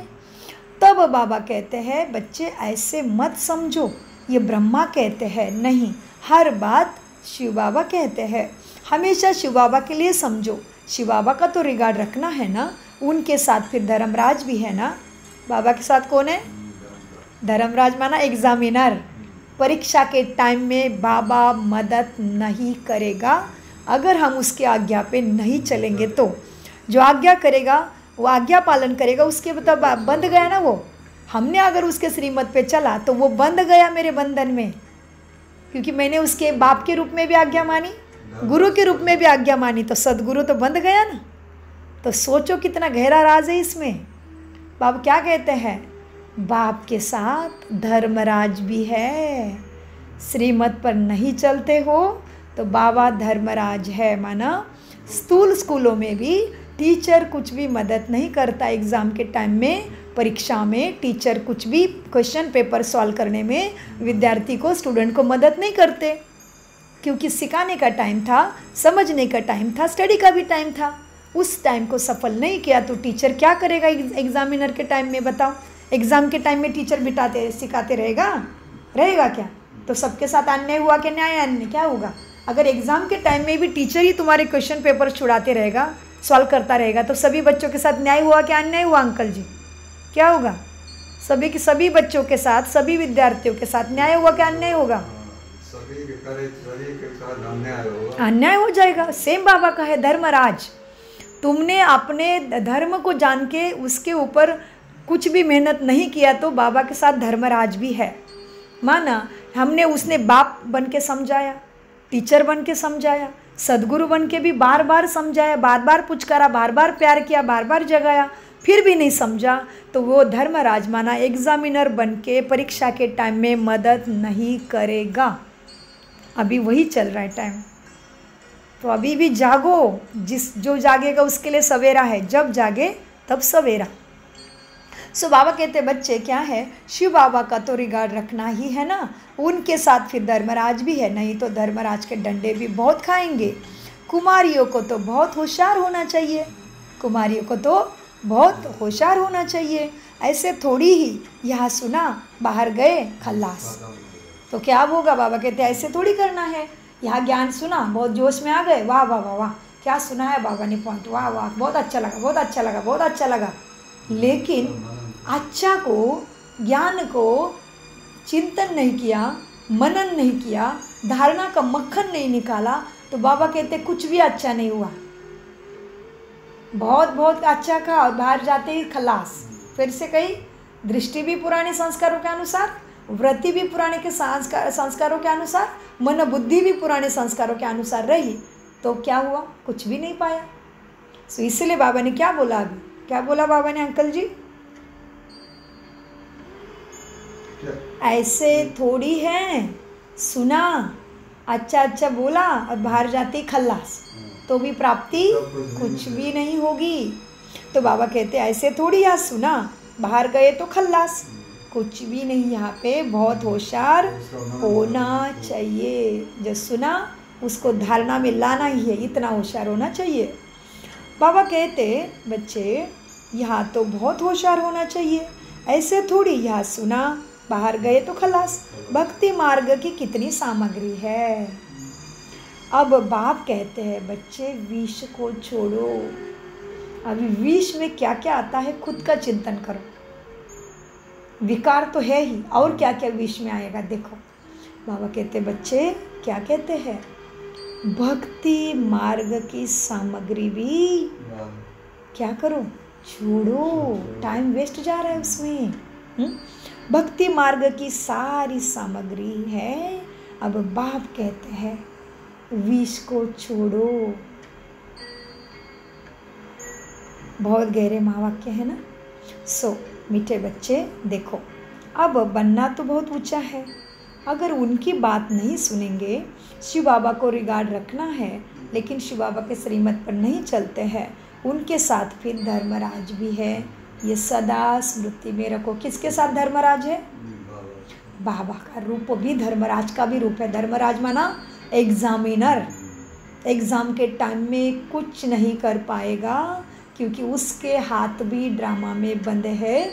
जिस तरह से स्कूल के टीचर, स्कूल में, दुनियाई स्कूल में भी टीचर एग्ज़ाम के टाइम में क्वेश्चन पेपर छुड़ाने में मदद करने का कायदा नहीं है, ठीक उसी तरह से परमात्मा भगवान का भी रोल है ड्रामा में, कर्म धर्मराज का। शिव बाबा का तो रिगार्ड रखना ही है ना, उनके साथ फिर धर्मराज भी है, नहीं तो धर्मराज के डंडे भी बहुत खाएंगे। कुमारियों को तो बहुत होशियार होना चाहिए। हाँ, ऐसे थोड़ी करना है, यह ज्ञान सुना बहुत अच्छा लगा, बाहर गए तो खल्लास, ऐसे नहीं करना है। भक्ति मार्ग की कितनी सामग्री है, जिससे तुम्हें संस्कार ऐसे पड़े हैं, बहुत करेंगे भक्ति में, ये करेंगे वो करेंगे, उस टाइम के लिए भावना है, उस टाइम के लिए बहुत स्थिति ऊंची है, भक्ति खत्म होती है जैसे कि तैसे। इसलिए भी बाबा ने संदर्भ दिया, भक्ति मार्ग के संस्कार को यहाँ पे बदल दो। बदलने की ताकत बुद्धि में बाबा ने ज्ञान रत्नों के द्वारा डाली है, उसको यूज़ करो तो बढ़ेगी, मदद होगी, प्राप्ति ज़रूर होगी। क्योंकि केवल मनुष्य मात्र को भगवान ने क्या दिया है, बुद्धि श्रेष्ठ दी है। इसलिए बाबा हमारे बुद्धि के ताले खोलते हैं, पहले ज्ञान नेत्र के, हमें तीसरा ज्ञान का नेत्र देते हैं, माना सहज राजयोगा द्वारा सदगति सद्बुद्धि प्राप्त कराते हैं परमात्मा। सारी दुनिया उसके बच्चे हैं। यादव कौरव पांडव महाभारत लड़ाई सब उसके बच्चे हैं। जो उसके मार्गदर्शन पे चलेंगे वो पांडव सेना में सक्सेस होंगे, विजयी होंगे। ना उनको धर्मराज के डंडे पड़ेंगे, ना उनको यमराज से गुजरना पड़ेगा। बहुत गहरी बात है, ध्यान दीजिए। बाबा कहते हैं बच्चे क्या है, देखो बहुत होशियार बनना है। यह ज्ञान सुना, बाहर गए खल्लास हो गए, ऐसे नहीं करना। भक्ति मार्ग की कितनी सामग्री है। अभी तुम्हें भक्ति की आदत भी लगी है, थोड़ी देर किया, बाकी फिर वैसा का वैसा ही है। हाँ, समझा सोचा कुछ भी नहीं, भक्ति से अर्थ भी नहीं समझा। भक्ति जिसकी की उसके क्या मुझे बोध देना चाहता है, भक्ति जिसकी कर रहे वो मुझे क्या संदेश देता है, क्या शिक्षा देता है, क्या आदेश देता है, उसमें से क्या मोरल है, क्या बोध है, वो भी नहीं समझा। तो बाबा कहते भक्ति की सारी सामग्री को छोड़ो, मेरे साथ मन मना भाव बन के जोड़ के रखो, मेरे साथ मन बुद्धि जोड़ो। भक्ति की वेस्ट ऑफ टाइम को, ब्लाइंड फेथ को छोड़ो। क्यों है भक्ति ब्लाइंड फेथ? क्योंकि ज्ञान के नज़र से, समझ की नज़र से कभी भक्ति को देखा ही नहीं। भक्ति मार्ग की कितनी सामग्री है। अब बाप कहते हैं बच्चे विष छोड़ो और स्वर्गवासी बनो। मैं आया हूँ बनाने, रास्ता बताने, रास्ते पे चलो, तुम्हें स्वर्ग का मालिक बनने से कोई रोक नहीं सकता। सद्गति सद्बुद्धि हर आत्मा का जन्म सिद्ध अधिकार है, अधिकार है। मिलेगा, विधि को जानो। विधि सही है तो सिद्धि माना जो चाहिए वो ज़रूर मिलेगा। क्या चाहिए हर मनुष्य को? क्या चाहिए अंकल जी हर मनुष्य को? क्या चाहिए हर मनुष्य को? मनुष्य की चाहना क्या है भगवान के पास? क्या चाहिए हर मनुष्य को? अपना कल्याण चाहिए। कल्याण चाहिए, सद्गति सद्बुद्धि चाहिए, हाँ, मुक्ति, जीवन मुक्ति चाहिए, हेल्थ वेल्थ हैप्पीनेस सक्सेस चाहिए, सब मिलता है। लेकिन उसके मार्गदर्शन की और मिलने की विधि को परमपिता परमात्मा के सहज राजयोगा मेडिटेशन के द्वारा जानिए, ज़रूर मिलेगा। क्यों नहीं मिलेगा? हमारा अधिकार है, हमारा बाप है वो, हमने उसको पुकारा है, वो चला आया है, मिलेगा। क्यों नहीं मिलेगा? हमारा जन्म सिद्ध अधिकार है। बाबा कहते हैं बच्चे क्या है, अब बाप कहते हैं बच्चे विष छोड़ो, स्वर्गवासी बनो, ऐसे ऐसे स्लोगन बनाओ, बहादुर शेरनियाँ बनो, बेहद का बाप मिला है, फिर क्या परवाह। क्या बोला बाबा ने? बहादुर शेरनियाँ बनो। इसलिए देवी की सवारी किस पे है? शेर पे सवार है शिव शक्ति देवियाँ। और मेरा तो बहुत श्रेष्ठ भाग्य है क्योंकि मेरे शरीर के पिताजी तो थे, वो मुझे जन्म से ही कहते थे। वैसे कोई भी बच्ची पैदा होती तो कहते हैं मेरे घर में शेरनी आ गई, कहेंगे ना, नहीं तो महारानी आ गए कहेंगे। मेरे पिताजी ने कहा मेरी बच्ची शेर है, शेरनी भी नहीं कहा शेर कहा है। और आज मेरा शिव बाबा क्या कहता है? शेरनिया बन के रावण माया के ऊपर धाड़ मार दो, ख़त्म कर दो उसको। इसलिए देवी की सवारी शेर पे दिखाते हैं। और देवी क्या है? शिव शक्ति, नवदुर्गा, गौरी, काली, चंडिका, चामुंडा माता, सारी माताओं के नाम भी हमारे स्थिति पे पढ़ते हैं। जैसे गौरी माना जितने हमारे अंदर सत्व प्रधानता है तो गौरी है, महादुर्गा है, लक्ष्मी है, दुर्गा माना अपने अंदर के दुर्गुणों को नष्ट करने वाली दुर्गा। और काली क्या है? जो ज्ञान प्राप्त होने के बाद भी पुराने संस्कारों में बार बार जाती है, तो काली भी देवी है। तो हमें काली नहीं बनना है, हमें क्या बनना है? गौरी, सुंदर गौरी, महालक्ष्मी, दुर्गा बनना है ना। देवियों की सवारी शेर पे है और देवी के हाथ में भी अस्त्र शस्त्र है, उसका भी अर्थ है। और देवियाँ दिखाते अनेक भुजा वाली, तो ये सारे अर्थ है। बाबा कहते बच्चे क्या है, अब क्या करना है, क्या बनना है अंकल जी? शिव शक्ति शेरनी बनना है, बहादुर शेरनी बनो। बेहद का बाप मिला है ना, फिर क्या परवाह है। अब किसकी परवाह? हिसाब किताब आएगा, चढ़ उतार होगा, शरीर में बीमारी भी आएगी, कुछ भी हो सकता है। हिसाब किताब चुकते होने के लिए कोई भी परिस्थिति आती, लेकिन हिम्मत नहीं हारो। इसीलिए बहादुर की गहराई समझो। किसी के साथ झगड़ा झगड़ी करने के लिए बहादुर नहीं बनना है। तो बहुत गहराई से महावाक्य को समझना है, सही लेना है, उल्टे मार्ग से नहीं लेना, नहीं तो रावण की तरफ चले जाएंगे। तो बाबा कहते बच्चे, अब बाप कहते विष को छोड़ो, स्वर्गवासी बनो, ऐसे ऐसे स्लोगन बनाओ, बहादुर शेरनियाँ बनो, बेहद का बाप मिला है, फिर क्या परवाह। गवर्नमेंट धर्म को ही नहीं मानती है तो फिर वह फिर मनुष्य से देवता कैसे बनने आएंगे। गवर्नमेंट पहले की बात है, अभी तो गवर्नमेंट भी आ गया है। स्वयं मोदी जी हमारे अमृत वेला ब्रह्म मुहूर्त मेडिटेशन करते हैं और हमारे भारत के राष्ट्रपति स्वयं ब्रह्मा कुमारी है।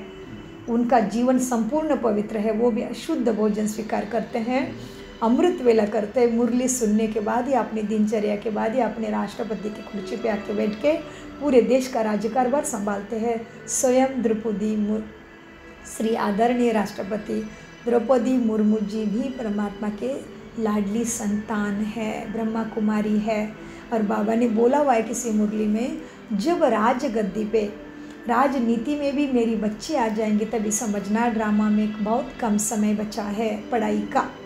अंडरलाइन इस महावाक्य को। सो मीठे बाबा कहते हैं बच्चे देखो अब क्या करना है, बेहद का बाप मिला है ना, तो क्या परवाह करनी है, इधर ये नहीं करने देंगे, उधर वो नहीं करने देंगे, भले नहीं करने देंगे, कोशिश करना पड़ेगा। माँ हमें संदेश देना इतना ही तो क्या, हम किसी को पम्पलेट देते तो नहीं लेते, भले नहीं लो, लेकिन उसको दृष्टि तो दो, उसकी शुभ भावना शुभकामना तो करो उस आत्मा के लिए। तो यही बाबा सिखाते हैं, हमारे पास एक मार्ग नहीं अनेक मार्ग है सेवा करने के। मन सवाचा कर्मणा कृति वृत्ति दृष्टि समर्ति स्मृति। हाँ, बेहद का बाप मिला है पर फिर क्या परवाह। गवर्नमेंट धर्म को ही नहीं जानती है तो वह फिर मनुष्य से देवता बनाने कैसे बनेंगे। हाँ, गवर्नमेंट धर्म को ही नहीं मानती है तो वह फिर मनुष्य से देवता बनाने कैसे आएंगे।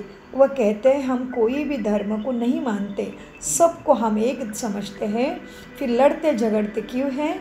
झूठ तो झूठ, सच की रीत रत्ती भी नहीं है।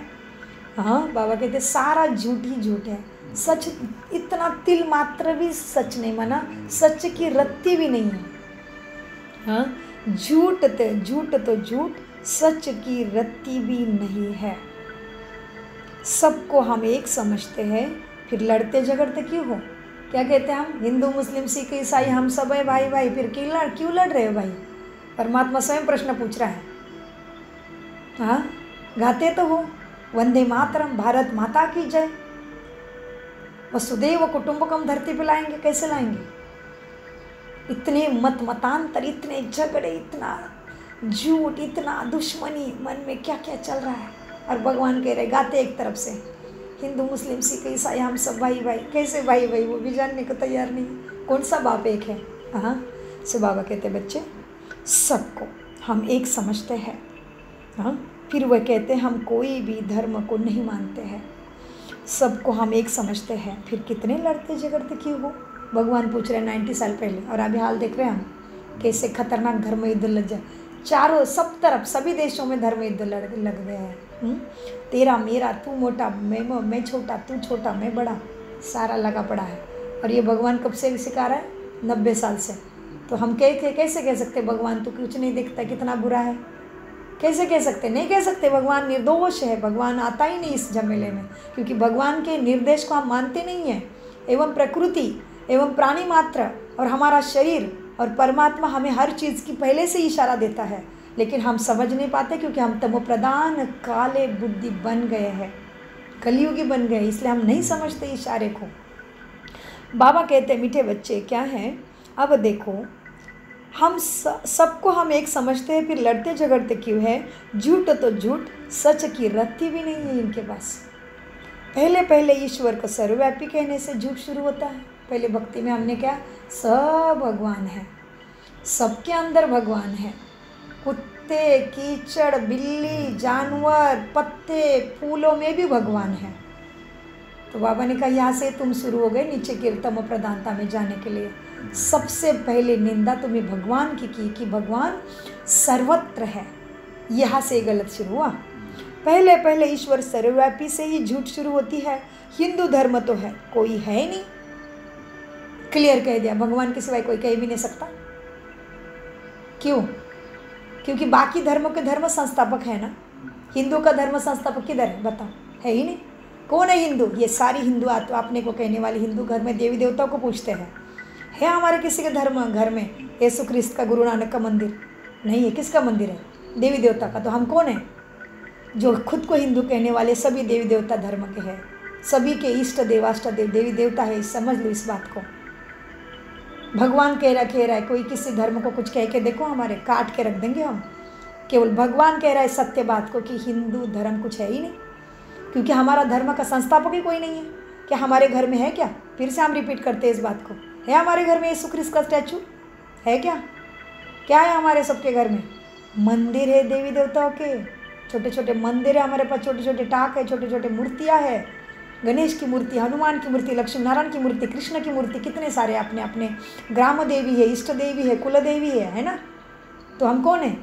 क्यों रखा है हमने अपने घरों में देवी देवता के मंदिर? पूछो अपने आप से। नहीं समझ में आ रहा है तो जाओ नज़दीकी राजयोग ब्रह्मा कुमारी राजयोग मेडिटेशन में आपको सारे राज समझाएंगे। क्यों कह रहे हैं हम हक से? हम नहीं कह रहे, परमपिता परमात्मा कह रहे हैं। हम क्या कहेंगे? मनुष्य निमित्त मात्र है।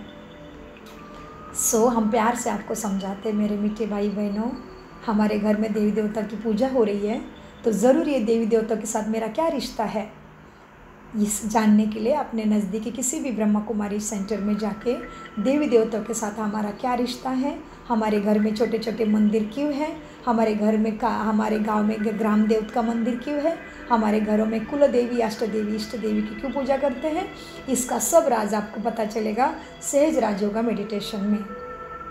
बाबा कहते हैं मीठे बच्चों, देखो पहले पहले ईश्वर सर्वव्यापी से ही झूठ शुरू होती है। हिंदू धर्म तो कोई है नहीं, क्रिश्चियन का अपना धर्म चला आता है, क्योंकि उसके धर्म की स्थापना करने में धर्म गुरु है ना उनके। हाँ, क्रिश्चियन का अपना धर्म चला आता है, वह अपने को बदलते नहीं हैं। यह एक ही धर्म है जो अपने धर्म को बदल देवी देवता वाले खुद को हिंदू कहलाने लग जाते हैं। बहुत सुंदर बात है, अंडरलाइन करो। दूसरे धर्म वाले भरे अपने नाम को नहीं बदलते हैं, उनका तो धर्म गुरु है ना, धर्म संस्थापक आए थे ना, उनके धर्म गुरु ने धर्म स्थापन किया है।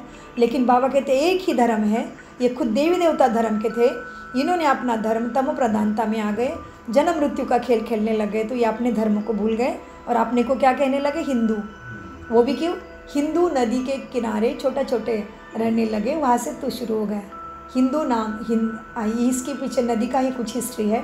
किस नदी के किनारे रहते थे, वहाँ के जत्ते ने अपने को हिंदू कहलाना शुरू किया, क्योंकि वो नदी के किनारे रहते थे, वो नदी का नाम कुछ हिंदू ऐसे था। फिर वो सारे नाम बदल गए और अलग अलग हो गए। वो तो कुछ नहीं बदला है अभी। सागर की ज़मीनें सारी हमने क्या किया है? सागर को भर भर के, खाड़ी को भर भर के अपनी बिल्डिंग बना के बैठे हैं। इसलिए बाबा ने कब से कहा है मुंबई पानी में जाएगी। क्यों जाएगी मुंबई पानी में? क्योंकि वो सागर की ज़मीन है, सागर अपना भूगर्भ लेगा। समझने वाली बात है। और फिर कहा है कृष्ण पीपल के पत्ते पे आएगा। कैसे आएगा पीपल के पत्ते पे कृष्ण? जानिए सहज राजयोगा मेडिटेशन में सारे राज को, जो निःशुल्क सिखाया जाता है ब्रह्मा कुमारी सेंटर में। बाबा कहते हैं बच्चे क्या है, क्रिश्चियन का अपना धर्म है, जो अपने धर्म को वो नहीं बदलेंगे, वो नहीं कर, उनको कोई अपना धर्म उन्होंने बदला नहीं है। उनके क्रिश्चियन धर्म की स्थापना यीशु ख्रिस्त ने की है, तो उनका धर्म चलता है बस। यह एक ही धर्म है जो अपने धर्म को बदल खुद को क्या कहने लगे? हिंदू। हिंदू नदी के किनारे वास करते थे पहले पहले, कम थे तभी, लोक संख्या ज़्यादा नहीं थी तभी, तो हिंदू कहने लगे। किसने धर्म को? बाबा क्या कहते हैं अब यहाँ हमें? हिंदू धर्म का कोई धर्म संस्थापक नहीं है, देवी देवता वाले ही अपने को क्या कहने लगे? हिंदू कहने लगे। बहुत आश्चर्य की बात है, भगवान खुद कह रहा है निडर बन के। भगवान को है क्या किसी का डर? जाओगे भगवान का गला काटने? वो परमपिता परमात्मा तो शरीर से परे है ना। हाँ, सो वो ऑलमाइटी है, लिबरेटर है, सदगति दाता है। हाँ, वही सच बताएगा। वो क्यों सच बोलता है? क्योंकि वह सत्यम शिवम सुंदरम है, वही सदगति दाता है। उसको मालूम है मेरे बच्चों की सदगति सुख किस में है, तो वो सत्य बताएगा। इसलिए कहते हैं सत्य की नाव, क्या है अंकल जी कहावत? सत्य की नाव हिलेगी, डुलेगी, डूबेगी कभी भी नहीं डूबेगी। इसलिए बाबा कहते बच्चे, यह एक ही धर्म है जो अपने धर्म को बदल स्वयं को हिंदू कह देते हैं, और फिर नाम कैसे कैसे स्वयं को रखते हैं। फलाना फलाना श्री श्री श्री अपने नाम के आगे लगाते हैं। फिर कैसे कैसे, और फिर नाम कैसे कैसे रखते हैं? श्री श्री फलाने फलाने। अभी श्री अर्थात श्रेष्ठ को कहा जाता है। तो अपने आप को चेक करो कि हम मन बुद्धि संस्कारों से श्रेष्ठ हैं? इसलिए केवल श्री श्री का टाइटल लगता है परमपिता परमात्मा को, डबल श्री, और फिर सिंगल श्री लगता है देवी देवता को। इसलिए श्री कृष्ण श्री राधे श्री हनुमान के आगे, देवी देवताओं के आगे भी श्री लगा सकते हैं, लेकिन मनुष्य के नाम के आगे श्री लगाना बाबा कहते अर्थहीन है, क्योंकि श्री का अर्थ है श्रेष्ठ मनसा वाचा कर्मणा, श्रेष्ठ संस्कार, सबके लिए एक जैसा ही भाव। तेरा मेरा छोटा बड़ा चल, ये मेरे लिए मदद करता है तो ये अच्छा है, ये मेरे को मदद नहीं करता तो ये अच्छा नहीं, ये मेरा हमेशा का सहयोगी है तो ये अच्छा है, ये मेरी निंदा करता है तो ये अच्छा नहीं। ये भावना वाले को श्रेष्ठ नहीं कह सकते। भगवान का भाव है क्या सबके लिए कम ज़्यादा? भगवान के दरबार में कोई है अंकल जी ऊंचा नीचा? बाबा के पास कोई ऊंचा नीचा है? बाबा कहते तू ज़्यादा पढ़ा लिखा है, तू ज़्यादा श्रीमंत है, तुझे ज़्यादा बादशाही देता हूँ? नहीं, भगवान के दरबार में सबको एक जैसा ज्ञान दिया उसने 140 देशों के आत्माओं के ज्ञान दिया है। तो ये क्या हुआ? बाबा ने क्या बोला? बाबा ने बोला तू ऊंचा नीचा श्रेष्ठ है?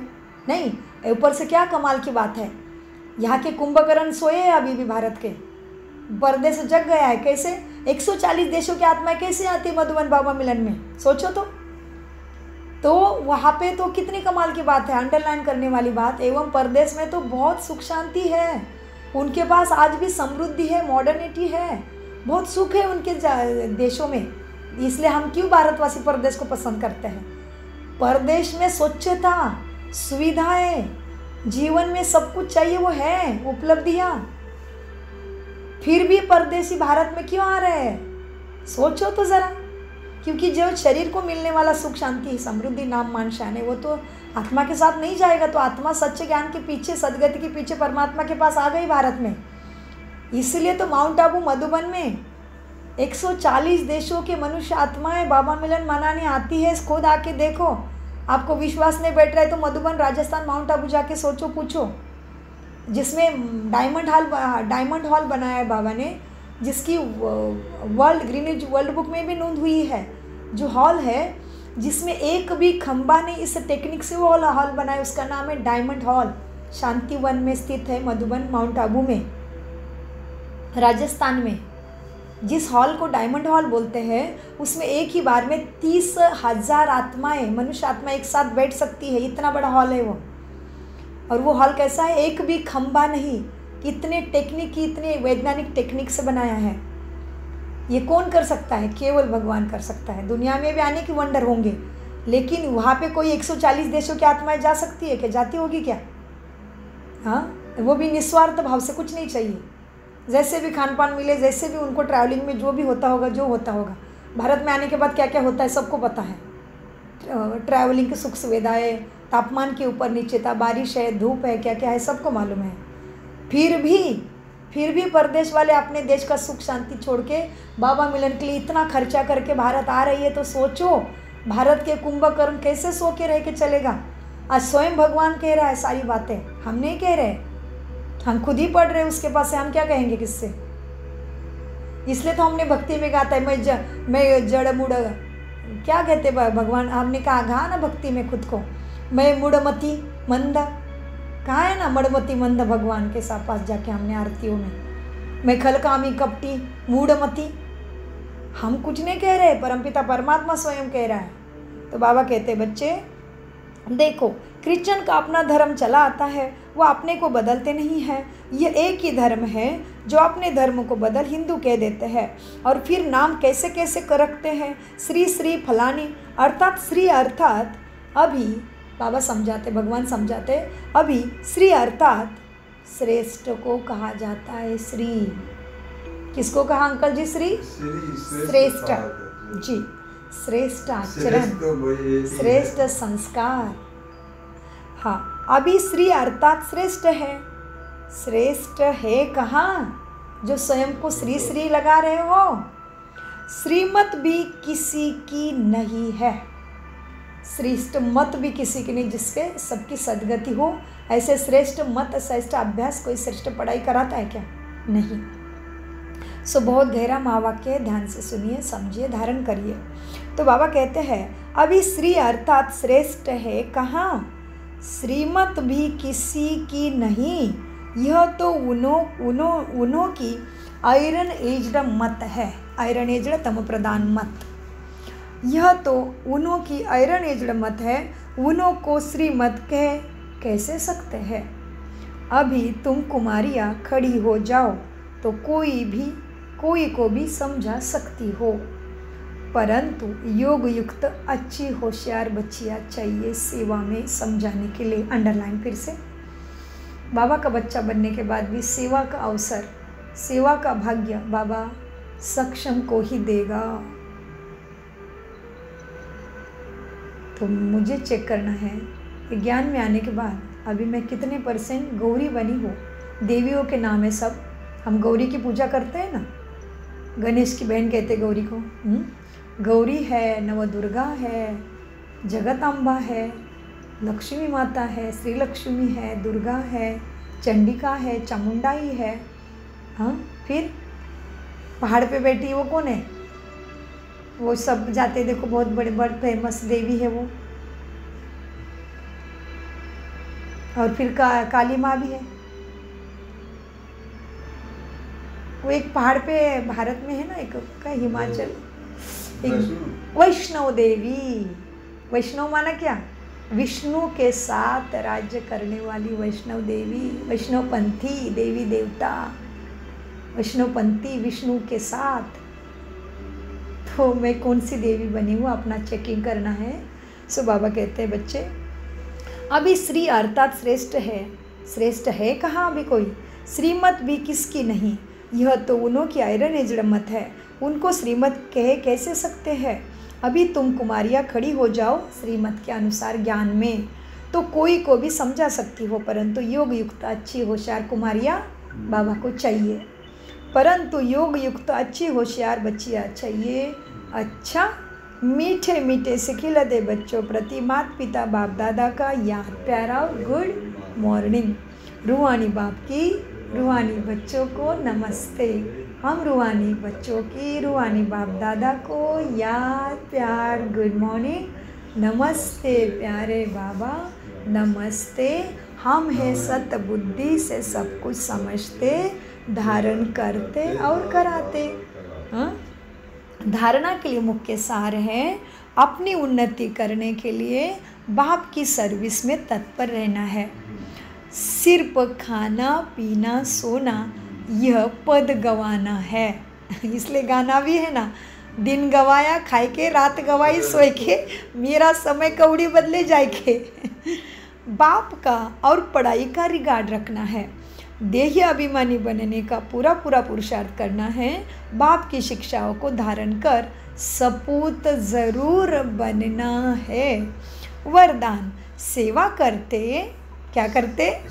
सेवा करते उपराम स्थिति में रहने वाले योग युक्त युक्ति युक्त सेवाधारी भव। तो चेक करना है मुझे वरदान कितना सफल करने आ रहा है। वरदान लेते हैं, सेवा करते उपराम स्थिति में रहने वाले योग युक्त युक्ति युक्त योग युक्त युक्ति युक्त सेवाधारी भव। सेवाधारी भव वरदान का विस्तार है। जो योग युक्त युक्ति युक्त सेवाधारी है वह सेवा करते भी सदा उपराम रहते हैं। ऐसे नहीं सेवा ज़्यादा है इसीलिए अशरीरी नहीं बन सकते, ऐसे नहीं। इतना कंट्रोल मन पे आना चाहिए। कितनी भी बिजी हो, दादी जैसे, दीदी जैसे, और सूरज भाई जैसे, मम्मा बाबा जैसे, उषा बहन जैसे, आशा बहन, वारसी, ऐसे अनेक है। हाँ, फिर एक ये सेंटर के भी मुरली सुनते हैं हम। बताएंगे हम आपको नेक्स्ट क्लास में। अनेक बाबा कहते हैं ना, कम से कम 8-10 बार तो मुरली का अभ्यास करो। जैसे दादी जानकी जी कहते थे, मैं मुरली को 21 बार पढ़ती थी, तो मुरली पढ़ते पढ़ते खुद ही मुरलीधर बन गई। हाँ, stable mind in the world. दादी डेल्टा वुमन बन गए, उनके मन की फ्रीक्वेंसी इतनी स्टील हो गई। देवता मना बाबा जैसे उनकी मन की फ्रीक्वेंसी बन गई थी। दादी की फ्रीक्वेंसी किससे बनी थी? मुरली के अभ्यास से और योग से। हाँ, सो दादी कैसे बनी? Delta women. डेल्टा माना, डेल्टा स्टेज माना परमात्मा समान स्टेबल माइंड। हाँ, इसलिए बाबा सारा ड्रामा का राज देखते देखते ड्रामा में कभी नहीं फंसता। हम कितना प्यार करते हैं फिर भी ज्ञान देता है, उड़ जाता है अपनी जगह पे। हाँ, इसलिए बाबा कहते हैं मैं सतयुग में भी नहीं आता और मुझे बुलाते भी नहीं, मैं आता भी नहीं, मुझे तुमसे कुछ नहीं चाहिए, केवल बच्चे मन मना भव। हाँ, तो हम वरदान का विस्तार देख रहे थे। जो योग युक्त युक्ति युक्त सेवाधारी है वह सेवा करते भी सदा उपराम रहते हैं। ऐसे नहीं सेवा ज़्यादा है इसलिए अशरीरी नहीं बन सकते, लेकिन याद रहे कि मेरी सेवा नहीं बाप ने दी है तो निर्बंधन रहेंगे। ट्रस्टी हूँ, बंधन मुक्त हूँ, ऐसे प्रैक्टिस करो। आती के समय अंत की स्टेज कर्मातीत अवस्था का अभ्यास करो। जैसे बीच बीच में संकल्पों की ट्रैफिक को कंट्रोल करते हो, ऐसे आती के समय अंत की स्टेज का अनुभव करो। अंडरलाइन, बहुत बड़ी बात है। ये स्टेज हमें हर समय अभी मदद करने वाली है, बहुत गहरी बात है। हमने इसका विस्तार किया है हमारा एसेंस ऑफ मुरली के शॉर्ट में रात को ही। तो बाबा कहते हैं जैसे बीच बीच में संकल्पों की ट्रैफिक को कंट्रोल करते हो, ऐसे आती के समय, तो अभी कैसा समय है, आती का है, आती के समय अंत की स्टेज का अनुभव करो। अंत की स्टेज माना शरीर से मैं आत्मा निकल रही हूँ, लेकिन स्टेज कैसी है, आत्माभिमानी, कोई काम क्रोध लोभ मोह नहीं है, किधर मन नहीं जा रहा है, मैंने जिधर मन को स्थिर करा उधर ही मन स्थिर हो रहा है। माना मैं आत्मा राजा, मन बुद्धि का पूरा काबू मेरे हाथ में आ गया है। ऐसे नहीं कि मैं ऊपर परम धाम में जा रही हूँ, बिंदी बन के जा रही, बिंदी बन के जा रहे गई फिर दूसरा संकल्प नीचे, ऐसे नहीं। मैं आत्मा राजा, मन बुद्धि को जहाँ लगाना चाहूँ लगा दो, क्योंकि ये सारे शरीर के द्वारा जो मेरे कर्म सेंस ऑर्गन्स हैं, बाहर के 5 कर्मेंद्रिय, अंदर के अति सूक्ष्म मन बुद्धि संस्कार कर्मेंद्रिय, 8 कर्मेंद्रिय का मैं राजा आत्मा हूँ। मुझे कैसे बोलना है, क्या देखना है, कैसे खाना है, कैसे उठना है, कैसे चलना है, मैं करती हूँ ना। उस तरह से मेरा मन कहाँ पे लगाना है, कौन से संकल्प में मुझे मन को स्थित करना है, ये हमें खुद ही अभी प्रैक्टिस होना चाहिए। ऐसे नहीं हम बहुत अच्छे से सोचते हैं मेडिटेशन में कि मैं आत्मा बन के बिंदी बन के परमधाम जा रही हूँ, बहुत अच्छा अनुभव हो रहा है, बाबा की किरणों में मैं, पवित्रता के किरणों में मैं खुद को भी संपूर्ण आत्मा अनुभव कर रही हूँ। ऐसे कर रहे थे विचार, जो दूसरा विचार अंदर आ गया जो आत्मा तुरंत नीचे, ऐसे नहीं। प्रयत्नपूर्वक जैसे हम मेडिटेशन में बैठते हैं वैसे ही प्रयत्नपूर्वक ही हमें डिस्टर्ब मेडिटेशन से निकलने के लिए भी हमें उतना ही देर लगे कि मेरी स्टेज को मैं फिर से साकार शरीर में लेके आऊँ। ये अभ्यास बार बार करेंगे तभी बाबा कहते हैं अंत में ये समय अभ्यास तुम्हें पास विथ ऑनर बना देगा। हाँ, सो बाबा कहते हैं जैसे बीच बीच में संकल्पों की ट्रैफिक को कंट्रोल करते हो, है ना ट्रैफिक कंट्रोल। अगर आपके फ़ोन में आपने अभी भी ट्रैफिक कंट्रोल ऐप है हमारा ब्रह्मा कुमारी का, वो डाउनलोड नहीं किया तो ज़रूर करिए, बहुत सुंदर है। थोड़ा थोड़ा हम इधर उधर व्यस्त हो जाते, कर्मों में मन बुद्धि भी चलती है बहुत, तो ट्रैफिक कंट्रोल लगते ही फिर ध्यान आता है, हाँ क्या क्या चल रहा है मन में, देखो तरह बार बार देखेंगे तो मन क्या करेगा, शांत होना सीखेगा। उसको चाहिए शांति शक्ति, मन को कुछ नहीं चाहिए, वो शांति ढूंढ रहा है चारों दिशाओं में। और शांति में जो आत्मा का स्वधर्म है, तो मन बुद्धि को स्वधर्म सिखाना पड़ता है प्रयत्नपूर्वक प्रैक्टिस से, श्रीमत के अनुसार चल के, बाबा की शिक्षाओं के ऊपर चल के, बार बार चिंतन मनन मंथन, फिर निकलेगा मक्खन धारणा का। तो बाबा कहते बच्चे आती के समय अंत की स्टेज कर्मातीत अवस्था का अभ्यास करो। जैसे बीच बीच में संकल्पों की ट्रैफिक को कंट्रोल करते हो, ऐसे आती के समय, अभी आती ही चल रही है हर चीज़ की, तो आती के समय अंत की स्टेज का अनुभव करो, तब अंत के समय पास विथ ऑनर बन सकते हैं, बन सकेंगे। बाबा ने नहीं कहा मैं बना दूंगा, बन सकेंगे है, भगवान कहते पॉसिबिलिटी है, कर सकते हो, करो। सो फिर से बोलते हैं जैसे बीच बीच में संकल्पों की ट्रैफिक को कंट्रोल करते हो, ऐसे आती के समय अंत की स्टेज का अनुभव करो, तब अंत के समय पास विथ ऑनर बन सकेंगे। स्लोगन, शुभ भावना कारण को निवारण में परिवर्तन कर देती है। शुभ भावना कारण को निवारण में परिवर्तन कर देती। माना कहाँ पे आ गया सारी, अभी शुभ भावना का निर्माण होती मन में। मन में कैसे निर्माण होगी, बुद्धि के पास अच्छे अच्छे विचारों को खाना चाहिए, सकारात्मकता का चाहिए। हाँ, इनटेक कैसा है, उससे आउटपुट निकलेगा ना। तो शुभ भावना कारण को, कितना भी बड़ा कारण हो, जैसे अंकल जी की तबीयत डाउन रहती है, अभी तो उम्र भी है, हाँ, वो हिसाब किताब भी तो अंकल कभी नहीं डरते, बोलते कोई बात नहीं मैं मस्त हूँ। अभी कैसे मस्त हो गए? ज्ञान के आधार से शक्ति लेके आत्मा में बल आ रहा है, आत्मा बल बढ़ रहा है। तो क्या करें अंकल जी? अभी कुछ नहीं, बुखार आया था चला जाएगा, क्या होता है, मैं तो आत्मा हूँ, ये तो वस्त्र का चल रहा है खेल। तो वो फंसते नहीं उसमें, मुरली आना नहीं छोड़ते हैं। पहले से आके अपने समय को सफल करेंगे, पहले से आके बैठेंगे, याद में बैठेंगे, क्योंकि उन्होंने जान लिया है घर में बैठना, बाबा के रूम में बैठना फलदायी क्या है। जितना बाबा के याद में, बाबा की याद में बैठ के अपने समय को सफल करोगे वो जमा होता है। इसीलिए समझना है, कुछ भी शरीर पे आएगा तो हम कमज़ोर पड़ते हैं, हाय हाय मुझे ये हो रहा है, हाय हाय मुझे, अरे मुझे कुछ नहीं हो रहा है, मैं तो आत्मा हूँ। शरीर को हो रहा है तो शरीर को भी हो रहा है, वो भी क्या इसके लिए आ रहा है? चुकतू होने के लिए आ रहा है, आने दो ना। शरीर के लिए जो भी करना है, दवाई पानी करना है, शरीर का ध्यान रखना है। हाँ, दर्द होने से मन हलचल में आता है, मालूम है, फिर भी संकल्प श्रेष्ठ रखना है कि शरीर को दर्द है, मैं तो बाबा की याद में मस्त बन रहा हूँ। दर्द खत्म हो जाएगा, दर्द की दवाई ले लो, दर्द के ऊपर इलाज करो, आराम करो, जो करना है करो, लेकिन मन में दर्द क्रिएट मत करो, तो सहने की बहुत शक्ति आएगी। तो बाबा कहते बच्चे, पहाड़ की राई रुई बन के उड़ जाएगी। हमारे साथ भी ऐसे हुआ, बहुत कड़ा हिसाब किताब आया पिछले मास में 20 मई को। अमृत वेले में उठे थे, अचानक से गिर गए। उसके बाद बहुत बड़ी कहानी शुरू हो गई। पिछले महीने इसी मई में ही 20 मार्च को हमारे साथ बहुत बड़ा इंसिडेंस हुआ। अचानक से अमृत वेला में उठे थे, सांस लेने आना बंद हो गया। फिर उसके बाद बहुत बड़ा हिसाब किताब आया, लेकिन कुछ नहीं, बाबा की याद है तो बड़ा पहाड़ आया था, पहाड़ की राई बन के रुई बन के उड़ गया, हमने अनुभव किया। सो बाबा कहते बच्चे देखो, तो जैसे बीच बीच में संकल्पों की ट्रैफिक को कंट्रोल करते हो, ऐसे अंत के समय अंत की स्टेज का अनुभव करो, तब अंत के समय पास विथ ऑनर बन सकेंगे। स्लोगन भी देखा हमने, शुभ भावना कारण को निवारण में परिवर्तन कर देती है। अभी अव्यक्त इशारे, रूहानी रॉयल्टी और प्यूरिटी की पर्सनैलिटी धारण करो। इस महीने का थीम है रूहानी रॉयल्टी। रूहानी रॉयल्टी और प्यूरिटी की पर्सनालिटी धारण करो। पवित्रता ब्राह्मण जीवन की विशेष जन्म की विशेषता है। अंडरलाइन, पवित्रता ब्राह्मण जीवन के विशेष जन्म की विशेषता है। पवित्र संकल्प ब्राह्मणों की बुद्धि का भोजन है। क्या है भोजन हमारा? पवित्र संकल्प। पवित्र संकल्प ब्राह्मणों के बुद्धि का भोजन है।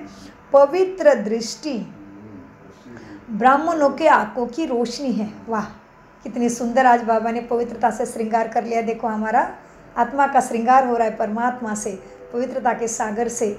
क्या है, कितनी सुंदर है। देखो पवित्रता की परिभाषा, पवित्रता ब्राह्मण जीवन का विशेषता, एक तो विशेष बन गए, VIP बन गए हम। पवित्रता ब्राह्मण जीवन के विशेष जन्म की विशेषता है। पवित्र संकल्प ब्राह्मणों की बुद्धि का भोजन है। पवित्र दृष्टि ब्राह्मणों के आँखों की रोशनी है।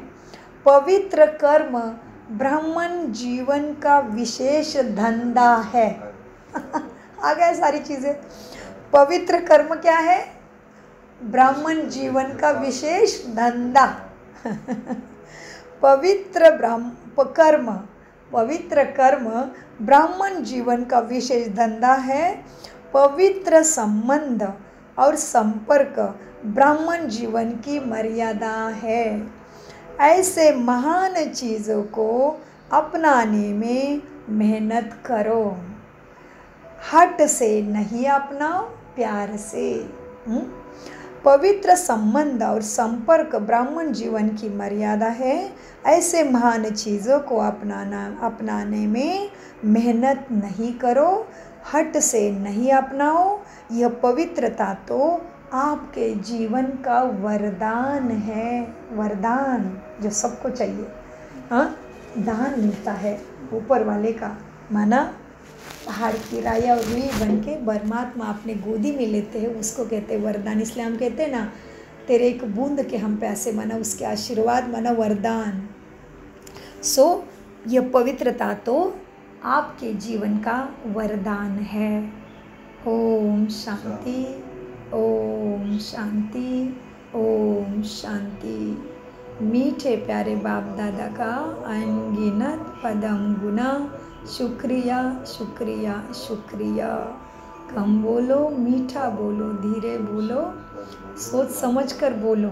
फिर मेरा बाबा, मीठा बाबा, प्यारा बाबा, वहाँ मेरे बाबा, वहाँ रे मैं वहाँ, बाबा सदा याद है।